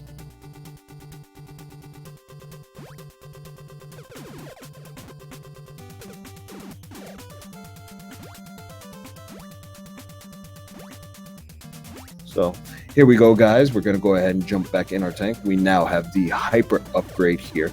This will allow us to go ahead and do some damage to the wall face boss. This and the missiles that we got go ahead and let us pass through so we can hit area 2 so we can progress through the game. We're going to walk up to him, shoot him twice, shoot him with some missiles, and go ahead and move on to area 2. Now, there is a glitch in the game that if you have enough lag, and we believe it's due to lag, you can go ahead and kill the wall face boss, but the gate won't open. Luckily, it didn't happen to either of these runners this time. So now we're entering area 2 where we're going to go ahead and it's all about the lag reduction. We want to kill as many things before, or not before, but as they scroll onto the screen as possible to reduce as much of lag as possible.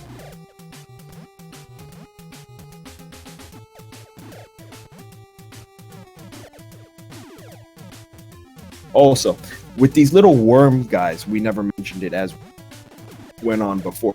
Worm guys are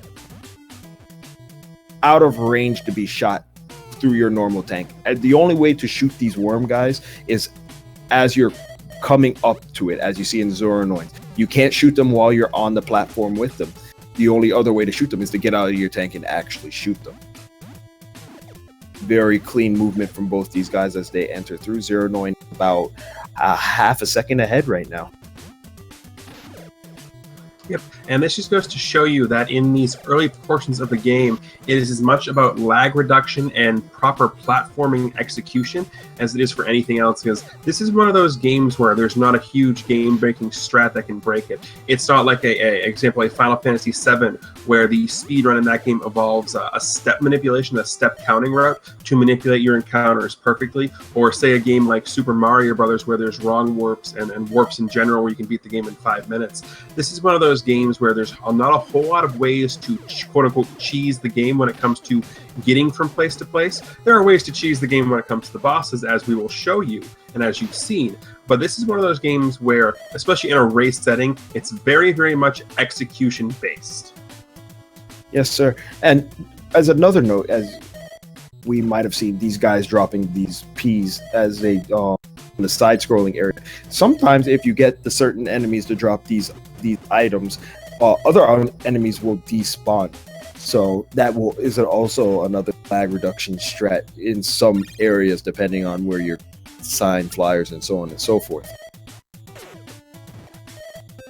So I don't imagine that either of these guys are going to take the death here right before the Area 2 boss, so we're going to go ahead and the ZeroNoin a second ahead.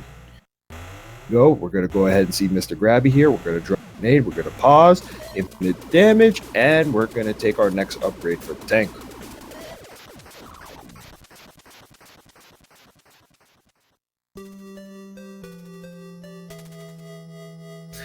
Just as a reminder, the upgrade for this tank is the Crusher. It lets us destroy the Tetris blocks. That's what they are. They're Tetris blocks. So we can go ahead and get the Area 3. Yep. The other thing that the Crusher Beam is going to do is, well, there's two other things really. Number one is it's going to increase the power of the cannon blast coming out of Sophia, and also it's going to give our cannon blast this wonderfully glorious rainbow hue. How majestic. So here we go. We're going to go ahead and travel back through Area 2. We're going to go down to this part that we couldn't go to before, so we can go to get to Area 3 with our new a couple of new enemies, the gumball machines and the rotating blaster thingies. Yeah, thingies is a very technical term here. Don't worry about it, guys. You don't have to fact check any of this. Please go ahead and fact check him. I want you to. You're a jerk. Yes, and you can also blame lots of things on me, like not getting a hover drop or running into an enemy. But meanwhile, the sync right now is very, very crazy on these guys. They are nearly neck and neck, opting for a little bit of different strategy and still arriving at the same point in time on the screens. Now, Area 3 is going to be a lot of missile usage here, because while the missiles do cause lag, the enemies here cause more lag. So it's a case of, well, pick your poison. I'm going to choose the one that kills me a whole lot slower, or faster if it were. I'm not sure which one I would choose. Anyway, the missiles are the better option. Yes, sir. As you see in ZeroNoin, jumped around. He actually missed one of the gumball machines. He dropped all the gumball and caused a lot of lag. And this has actually put UraniumAnchor not like 30 seconds ahead, but enough ahead that it actually matters a little bit. So ZeroNoin's about a second behind just because of lag from these gumball machines. So it goes to show how important it is for lag management going through these areas. All right, Tefla. I know Dragoon just explained it in the text, but basically there are two ways in which you can time out the grenade pause. One is to listen for a very specific audio cue and unpause then. The second is to just know the active amount of real time it takes for the boss to die and time it out that way. Yes, sir. Me personally, with the Mr. and Mrs. Grabby, the audio cue is very, very easy. With Solar Fred, though, if you're not at a specific point, you might not actually hear the the Q, or the Q sounds a little differently. With Solar Thread, I actually take the time and I just go ahead and add that to it. So it's about 8 seconds for Solar Thread to actually die. So I just watch my timer for.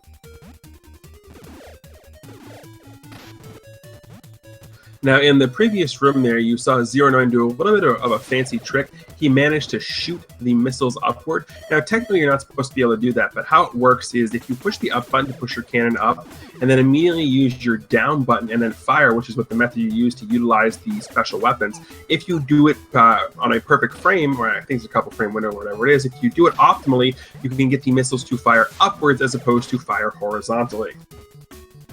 Yep, it's not something that you're supposed to be able to do. Sometimes it's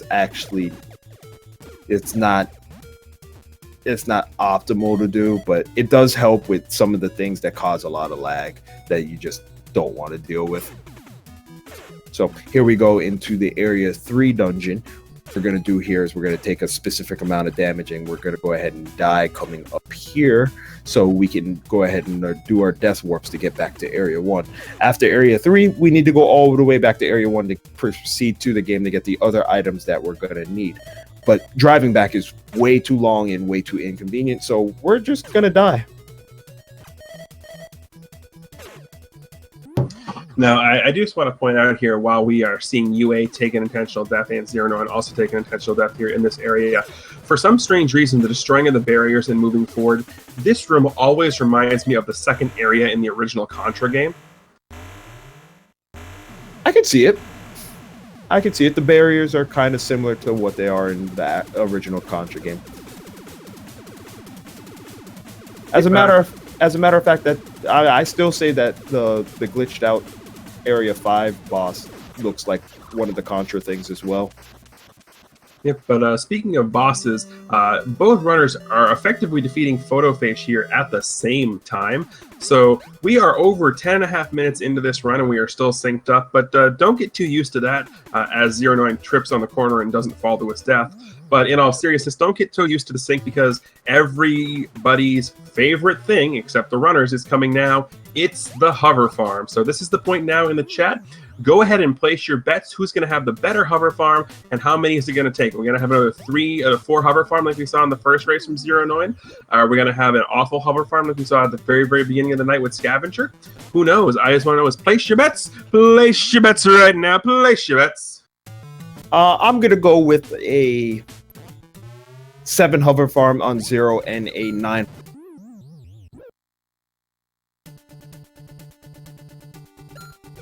All right, well, there you have it.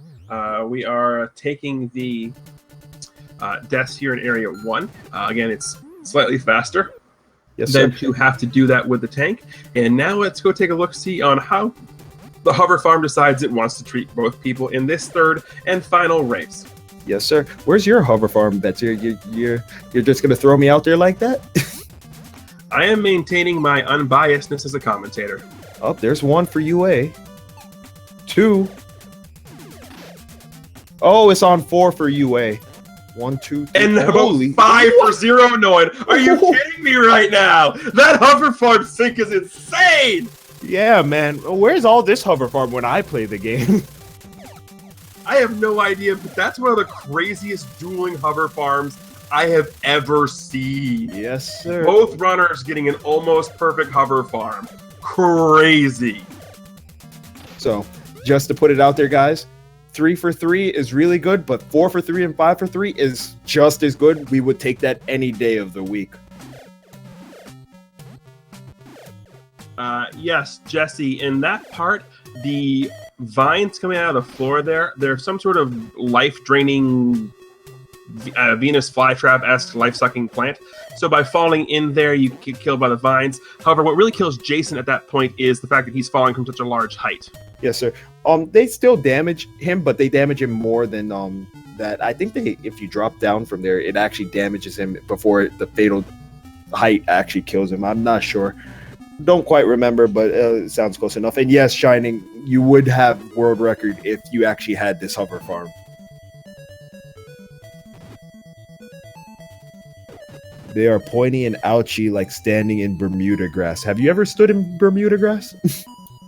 Yes. You have my sympathy, buddy.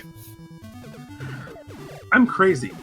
But anyway, moving on from my pitfalls, we're not here to talk about that. We're here to talk about the amazing race we are seeing right now between UraniumAnchor on your left and ZeroNoin on your right. They are literally in the exact same screen. About half a second to a second separates them right now. This is by far one of the closest and craziest races I have seen in this tournament. And barring something crazy happening, which, as I say it now, it's probably going to, I am willing to put money on the fact that this race is probably going to come down to who has better execution of the Area 7 skips. Yes, sir. We saw ZeroNoin struggling with it a little bit, but UA didn't even go for it at all in any of his races. So it's going to be very interesting once we get to Area 7. Also, what could cause a little bit of a gap is this next Area 6, but we will talk about that as soon as we are done with this Area 5 and Hardshell, or as we know him as Zoidberg. This glitch is fun. In the US version, it's a one-frame trick. So what they did was... With no pause buffer. With no pause buffer. Well, the thing was, in the US version, they took out a little mistake that they had put in the game, whereas you could pause and end up glitching out the game and then just exiting within the 6 or 7 frames that it is in the Japanese version. So what we had to do is we had to time it very precisely just to walk out the door. You're not supposed to be able to walk out the door. They fixed it in the US version, quote unquote fixed it, which means they patched it and made our lives a lot harder. So this is why we play on the Japanese version, among other reasons. But there you go. ZeroNoin gets it. And UA gets it. Just to point out real quick, it has been pointed out in the chat that at this point ZeroNoin did pull ahead. Well, there was nothing actively that UA did wrong here. It was just that he got a much laggier water swimming section in Area 5 than ZeroNoin did, and that little bit of extra lag allowed ZeroNoin to pull ahead here. Yes, sir. Once again, it comes down to lag, guys.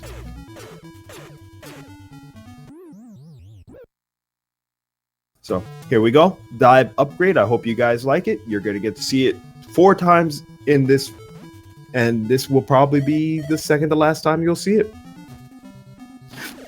And here we go. Ice area. Well, Fiesel's on point with the switches right now. So it takes him a little while to get warmed up, but once he's warmed up into the zone, watch out because those background changes are on point. Yeah, man, that was basically frame perfect. So here however, that jump on ZeroNoin's side of things was not, and did manage to get himself caught up a little bit. That little bit of a hiccup is going to allow UraniumAnchor to almost catch up, and they're back to being nearly in sync on the same screen again. So again, this race is about 2 to 3 seconds apart between the racers right now. So it's still anyone's race. Yes, sir. Just to answer, Fiesel is the one running the stream. You guys should show Fiesel some love. He actually raced earlier tonight as well. He's the one that is operating all of this. He is the hardest working man in speed running. So, yeah, show him your love, guys. If you have corn dogs, shoot Fiesel some corn dogs. But we're not here to talk about Fiesel. We're here to talk about the racers as they go ahead and climb this long, winding ice area.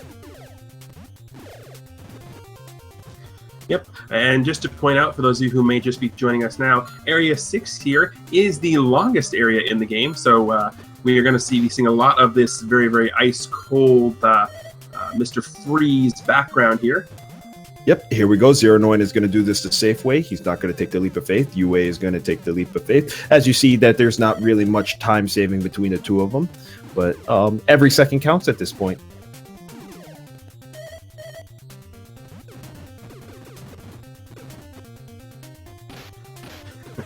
Yep, every second is going to be a huge thing. And like I said, the execution of the Area 7 skips is going to be huge here. I think at this point, UA has to know that he has to at least try the Area 7 skips if he wants to try and make this a race. I mean, it could end up like race 1 where ZeroNoin ends up dying intentionally to reset his life to try to skip. But if you're UA and you've heard or seen what's going on with these races, I think you have to be at a point now where you're just like, I have to try it and see what happens. Yes, sir. This is his tournament life that is on the line. So everything is Go, go, go. Every second that you can save, every little thing that you can do to go ahead and increase your chances of winning has to come out now. Because if you don't do it now, you're not going to be able to do it because there's no future in the tournament for you.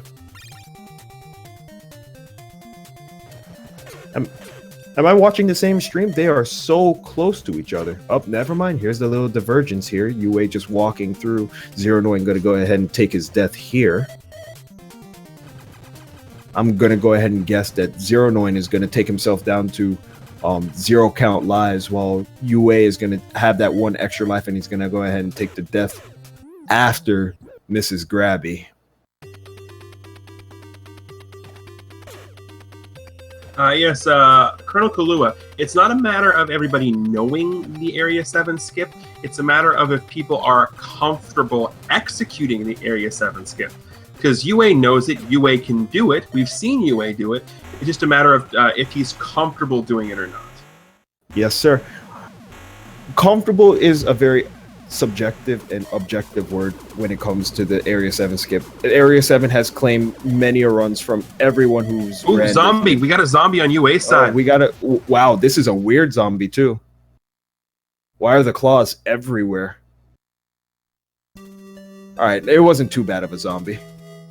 I know what that zombie did is it allowed ZeroNoin to catch right back up. We're basically in sync again. Now, for those who might not know what you just saw there, a little bit of lag can cause some crazy things to happen, including the game missing the trigger that the boss is actually dead, which is what just happened there. So basically what happens is that UA unpause and the game's like, wait, you're not dead. So the boss goes into its death animation. It starts blowing up, but the game's like, wait, you're not dead, so let's keep attacking. So when the game does this, you can still die to a boss you've already killed.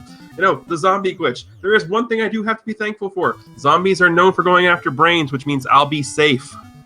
Indeed. But just as another note, ZeroNoin is actually ahead because he actually took the extra death.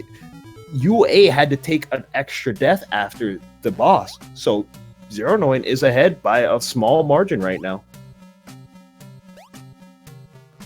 And now we're going to be making our way back through Area 1 to get to Area 2 to make our way to Area 7. And that is where all of the fun is going to start. Yeah, here we go. This is where it's going to come down to.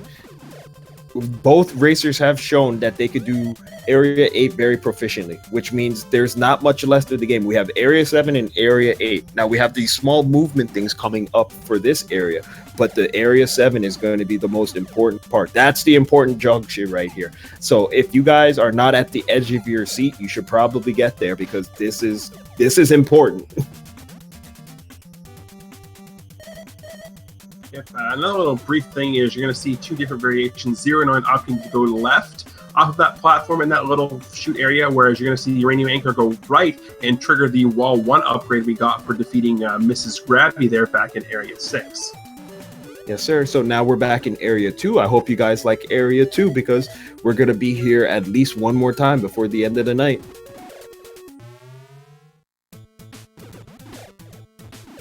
Absolutely, and now that we have access to the Wall 1 upgrade and the Crusher Beam, we can take this extra path into Area 2, which is going to allow us to get to an area we haven't previously seen. It was accessible after defeating the Area 2 boss, but we couldn't have done anything about it because we're going to have to climb a very, very, very, very, very tall wall here.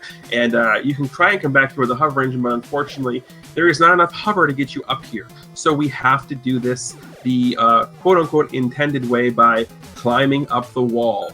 You know, like those old 1960s Batman cartoons where Batman and Robin were constantly climbing up the sides of buildings and they'd always come and run up to the old man who would give them the crazy look like, why are you two in tights climbing my building? Yes, sir.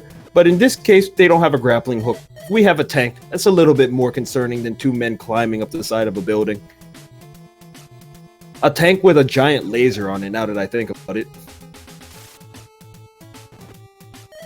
But here we go. Here's the important juncture, boys. Get on the edge of your seats. We're going to go see an Area 7 skip.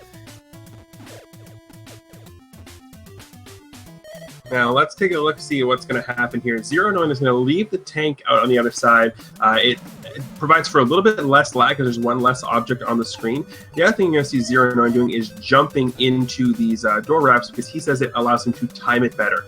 Meanwhile, you see UA on the side. He is also doing it, not just necessarily jump into the door wraps themselves, but he is still jumping to try and get his timing. Now, this is very interesting to see because this is the first time in any of the races I've seen where I've seen both racers in this room at the same time doing the same skip. Actually, that was very interesting. Did you see that on ZeroNoin's screen?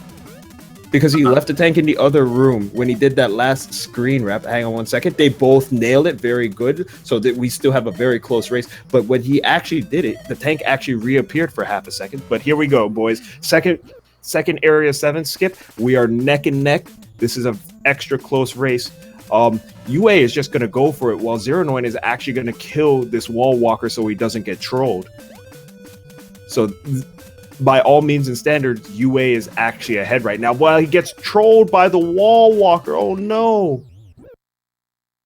That was rough. So now UA can... he takes the death.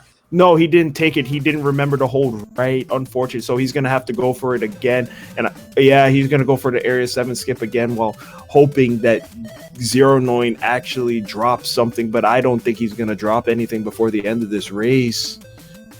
No, we made it out of the soft lock section. Yes, sir. All we got left is lava skips now. Actually, he has the extra life to do this, so I believe he can make it. He needs one of these guys to drop some flashing P, which none of them do. So he's gonna have to walk around the long way. Oh no, he's gonna kill these guys and hope for some power drop to make this last lava drop or lava skip. There we go, getting one. Okay, we got getting one. Two. We got him. Okay. Oh wow. The clench was real, folks. The clench was real. Yes, sir. While UA has got the first Area 7 skip going, so he's going to be going for Area 7 skip number 2 right here. Oh, he got a spinner. This could be an issue. He's looking a little lost of what to do here.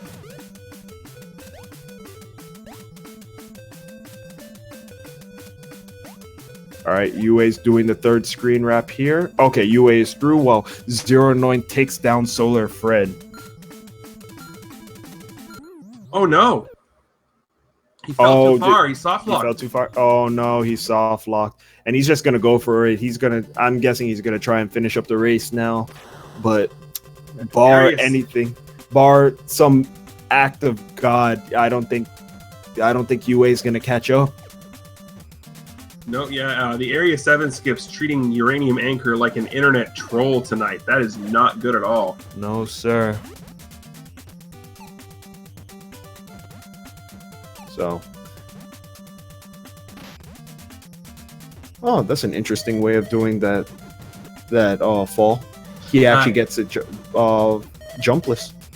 Yep, the way that ZeroNoin does it, we were actually talking to him last time we had him in here, and he goes up against the left-hand side of the wall, and there's a visual cue he uses to start his movement towards the right, and apparently it's 100% of the time, works all the time. 100% of the time, works all the time. So here we go.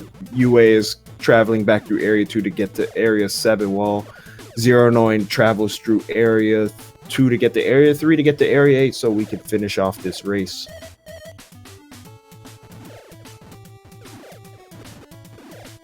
As you see here, ZeroNoin probably gonna hope to get the hover here, do the spike jump, but even if he gets the hover anyway, he gets knocked down by a flyer, so that's at least a 5 to 10 second loss. He has to go back around, but it's not that impactful enough to let UA catch up to him. Maybe if it happened like 6 or 7 more times, but yeah, that sine wave flyer was not playing nicely. But even so, getting knocked off the ceiling once definitely not going to be enough of a time difference because UA still has to go through Area 7, while ZeroNoin is just now about to enter Area 8. Yeah, it looks like he's gonna call it. Yep, so that means that all Zero has to do is finish the race, and our 2 people moving on from Group B are going to be Shining Dragoon and ZeroNoin. let's go ahead and take a look at this nice leisurely drive. We'll see him. Did he use the hover already? I think he already did. Oh no, he didn't use the hover. He had his fragment thereof. So he's gonna go ahead, drop down, come around, and let's take a look at how he does the Hellway. I think it's a thing of beauty the way he does the Hellway. So he's gonna jump, makes that first jump, makes the second jump. So another thing about the Hellway that we never mentioned, these worms cause a lot of lag. So we want to kill as many of them as possible. Yeah, that is a really very, very nicely executed Hellway there. But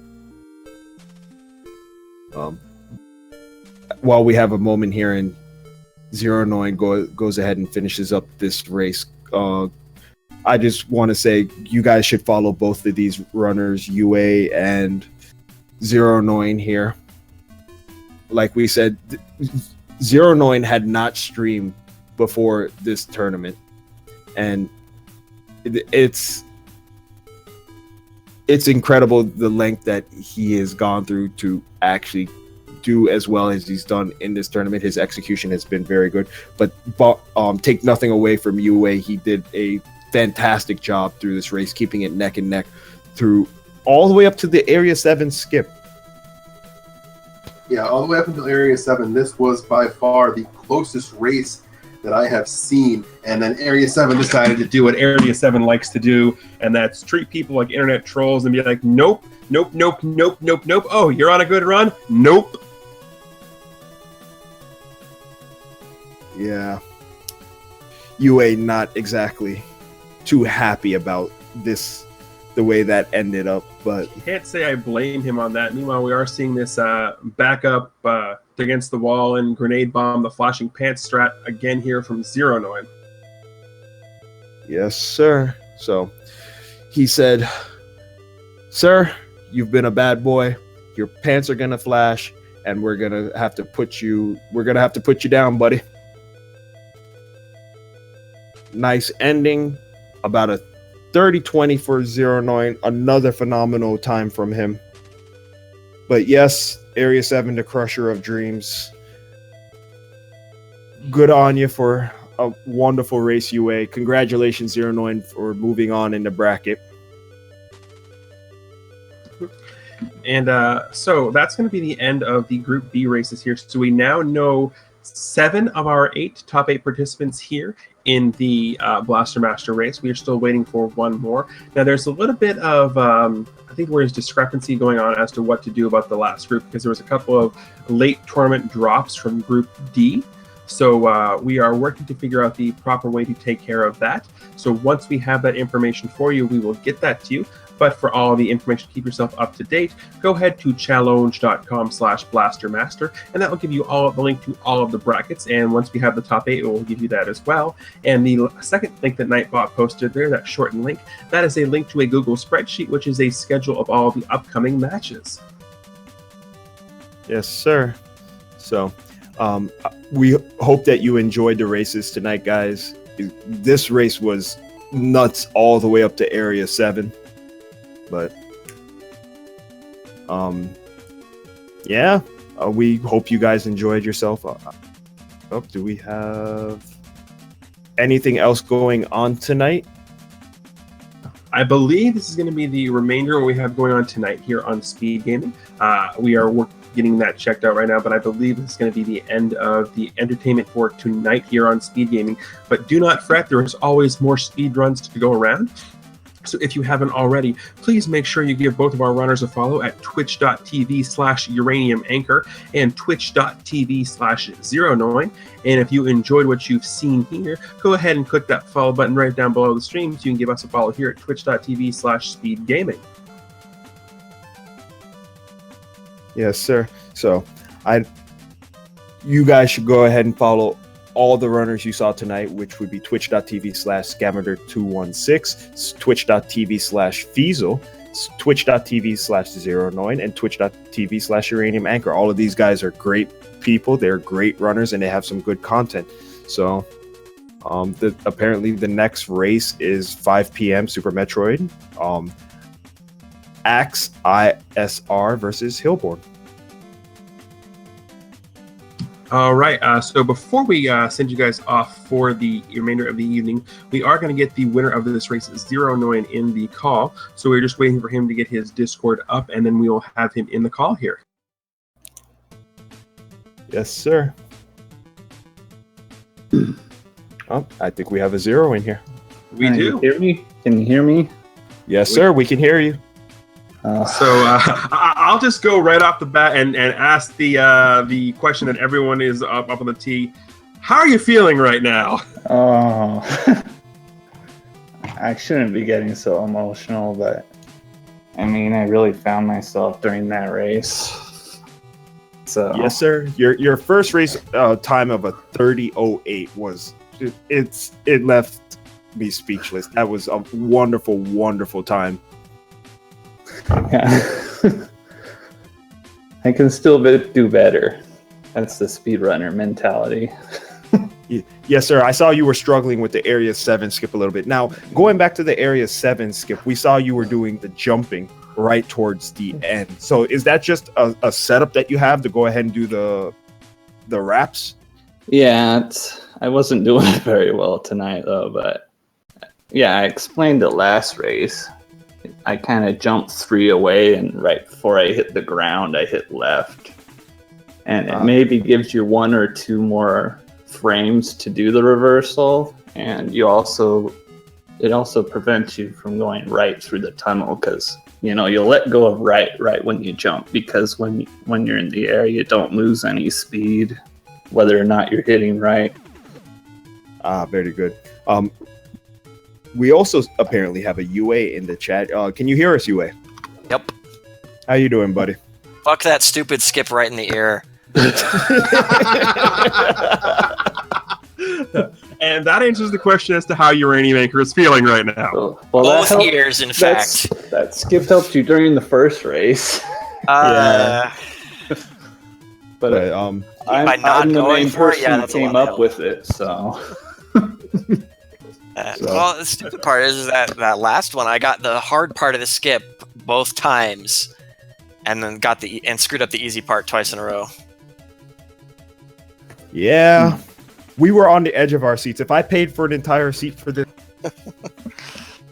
because I was on the edge of it the entire time. Yeah, absolutely. Right before those skips, I got to say, both of you were basically in sync for 20 plus minutes of the race. Oh, really? That is literally, it was like watching the same stream on both sides. It was that close. I didn't have his stream up. I just can't play with someone else's stream up. Yeah, I thought it would be too distracting, so I just closed everything, and I didn't even have the chat open. So did you have a really good hover farm that last one too, as well? Because I had a pretty good hover farm that last one. Yeah. UA, you had a 4 hover farm. ZeroNoin had a 5 hover farm. All right then. Yeah, the hover farms. If you go back and watch the VOD, I'm explaining the thing, and then I literally just lose it for 12 seconds as UA gets the mic, and then Zero's right behind him. I lose my crap when you guys do that hover farm.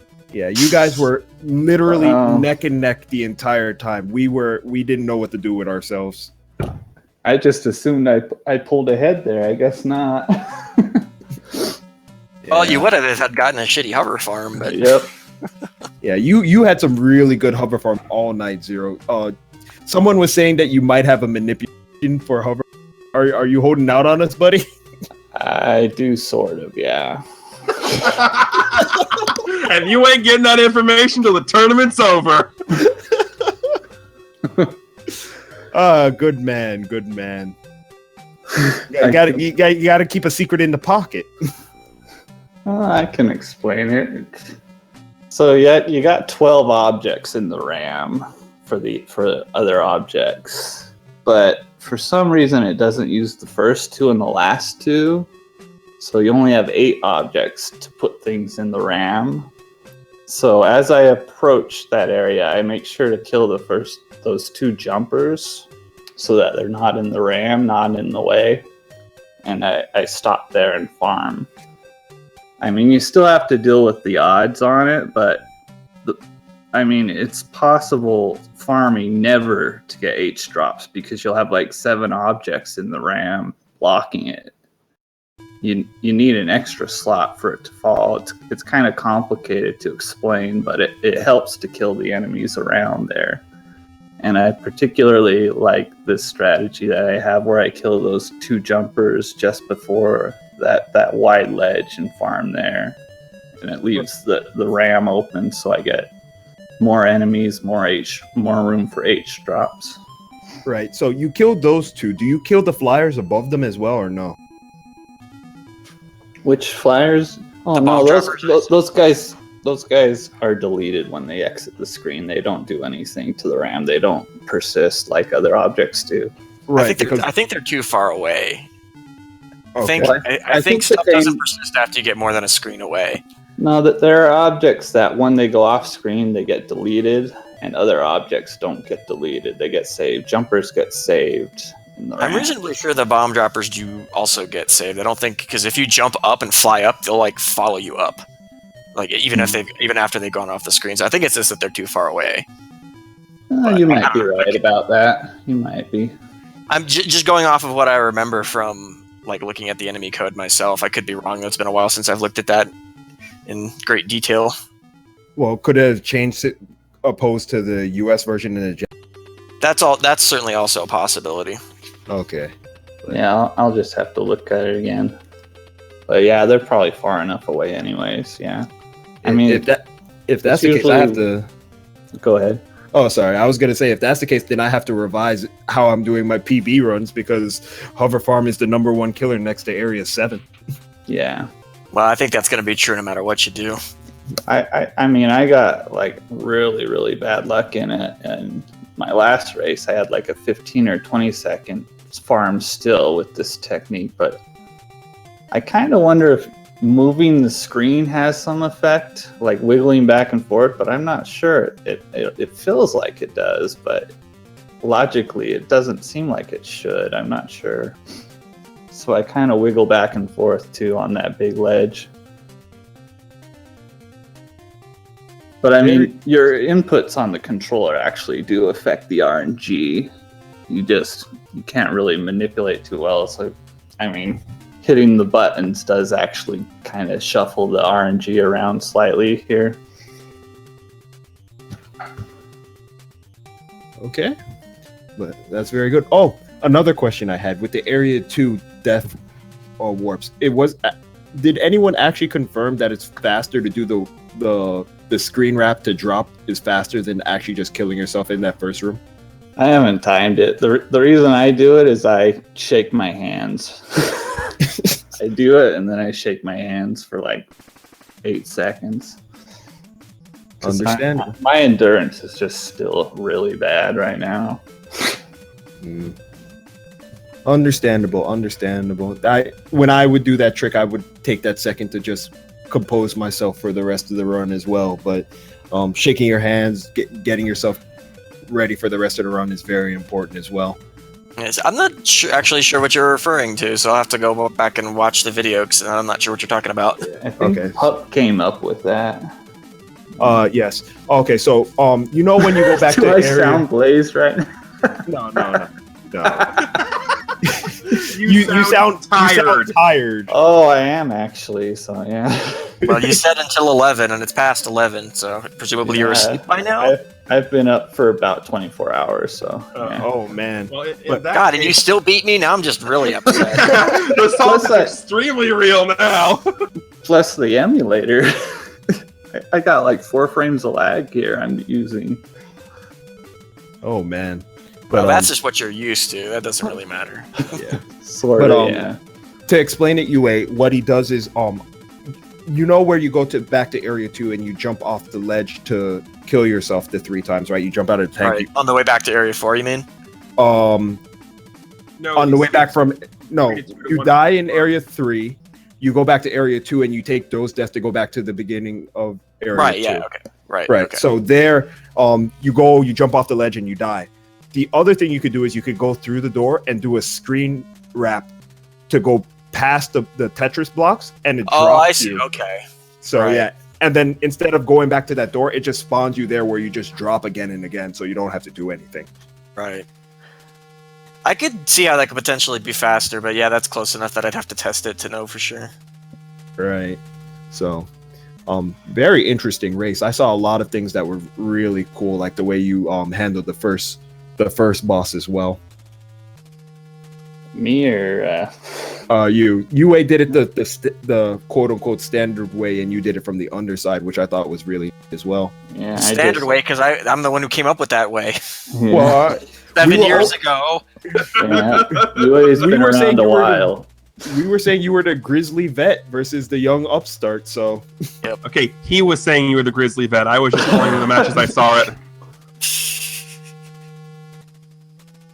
Well, I mean, UA and me have one big thing in common is we've looked at a lot of depth into the game. I mean, I have a lot of respect for UA because he's done a lot of that stuff. So yeah, I don't have any other questions. Do you have anything else for them, Greenleaf? I have got nothing. So, UA or Zero, do you guys have anything else you would like to say? Yes, I'm very sad I will not get the opportunity to shit on Shining Dragoon's neck. If you would like to, we can absolutely have you in commentary for the next Shining Dragoon race, and you can do it verbally. That works. That works. I am willing to step down for this, actually. So am I. But we could, you know what we could do? We could just make Group D the pile of losers and just have one big race to see who moves on to Blaster Master tournament. Did you just say pile of losers? That's pretty rude. Rude but funny. Okay, hang on. Did you see what my 4 races were? Yes. All right, I'm throwing myself in there as well. I am part of the pile of losers. I am probably the bottom biscuit of all the losers. Let's be real here. Yeah, you're the stale biscuit that even the dog doesn't want to eat. You're damn right. All right, so we are getting a little bit off track here, but again, if that is all that we have from both ZeroNoin and UraniumAnchor. Is Feasel around? I guess not. Well, he's streaming, isn't he? He can hear you. I'm here. What's going on? I just wanted to thank you, Feasel. Oh, well, thank you. Thanks for putting on a great show. Yeah. Thanks for putting on the tournament and being a great inspiration and all that. Oh, thanks very much. That's so sappy. I don't think anybody's going to blame you. Nope. And if they do, they can get the fuck out. All right. And with that, for everybody here at twitch.tv/speedgaming, on behalf of both our runners, UraniumAnchor and ZeroNoin, and on behalf of the man behind the scenes and the man behind the magic, Feasel, and for my broadcast partner tonight, Scratch Dragon, I am the Greenleaf Effect, reminding everybody that first things first, tomorrow, 5 p.m. Eastern Time, Super Metroid Race, Axel SR versus Hillborn. And again, I am the Greenleaf Effect, reminding you that no matter what it is you are currently doing, it is always correct to blame me. Good night, everybody. Good night. Night. Night.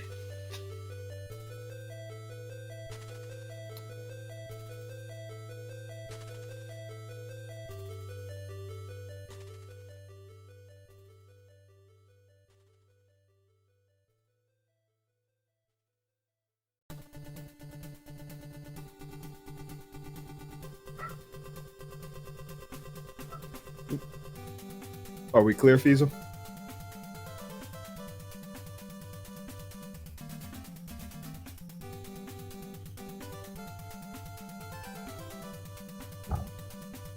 Did Feasel advance? Yes, Feasel did advance. Well, that's good. Yep, so So I like Jam Evil too, but yeah.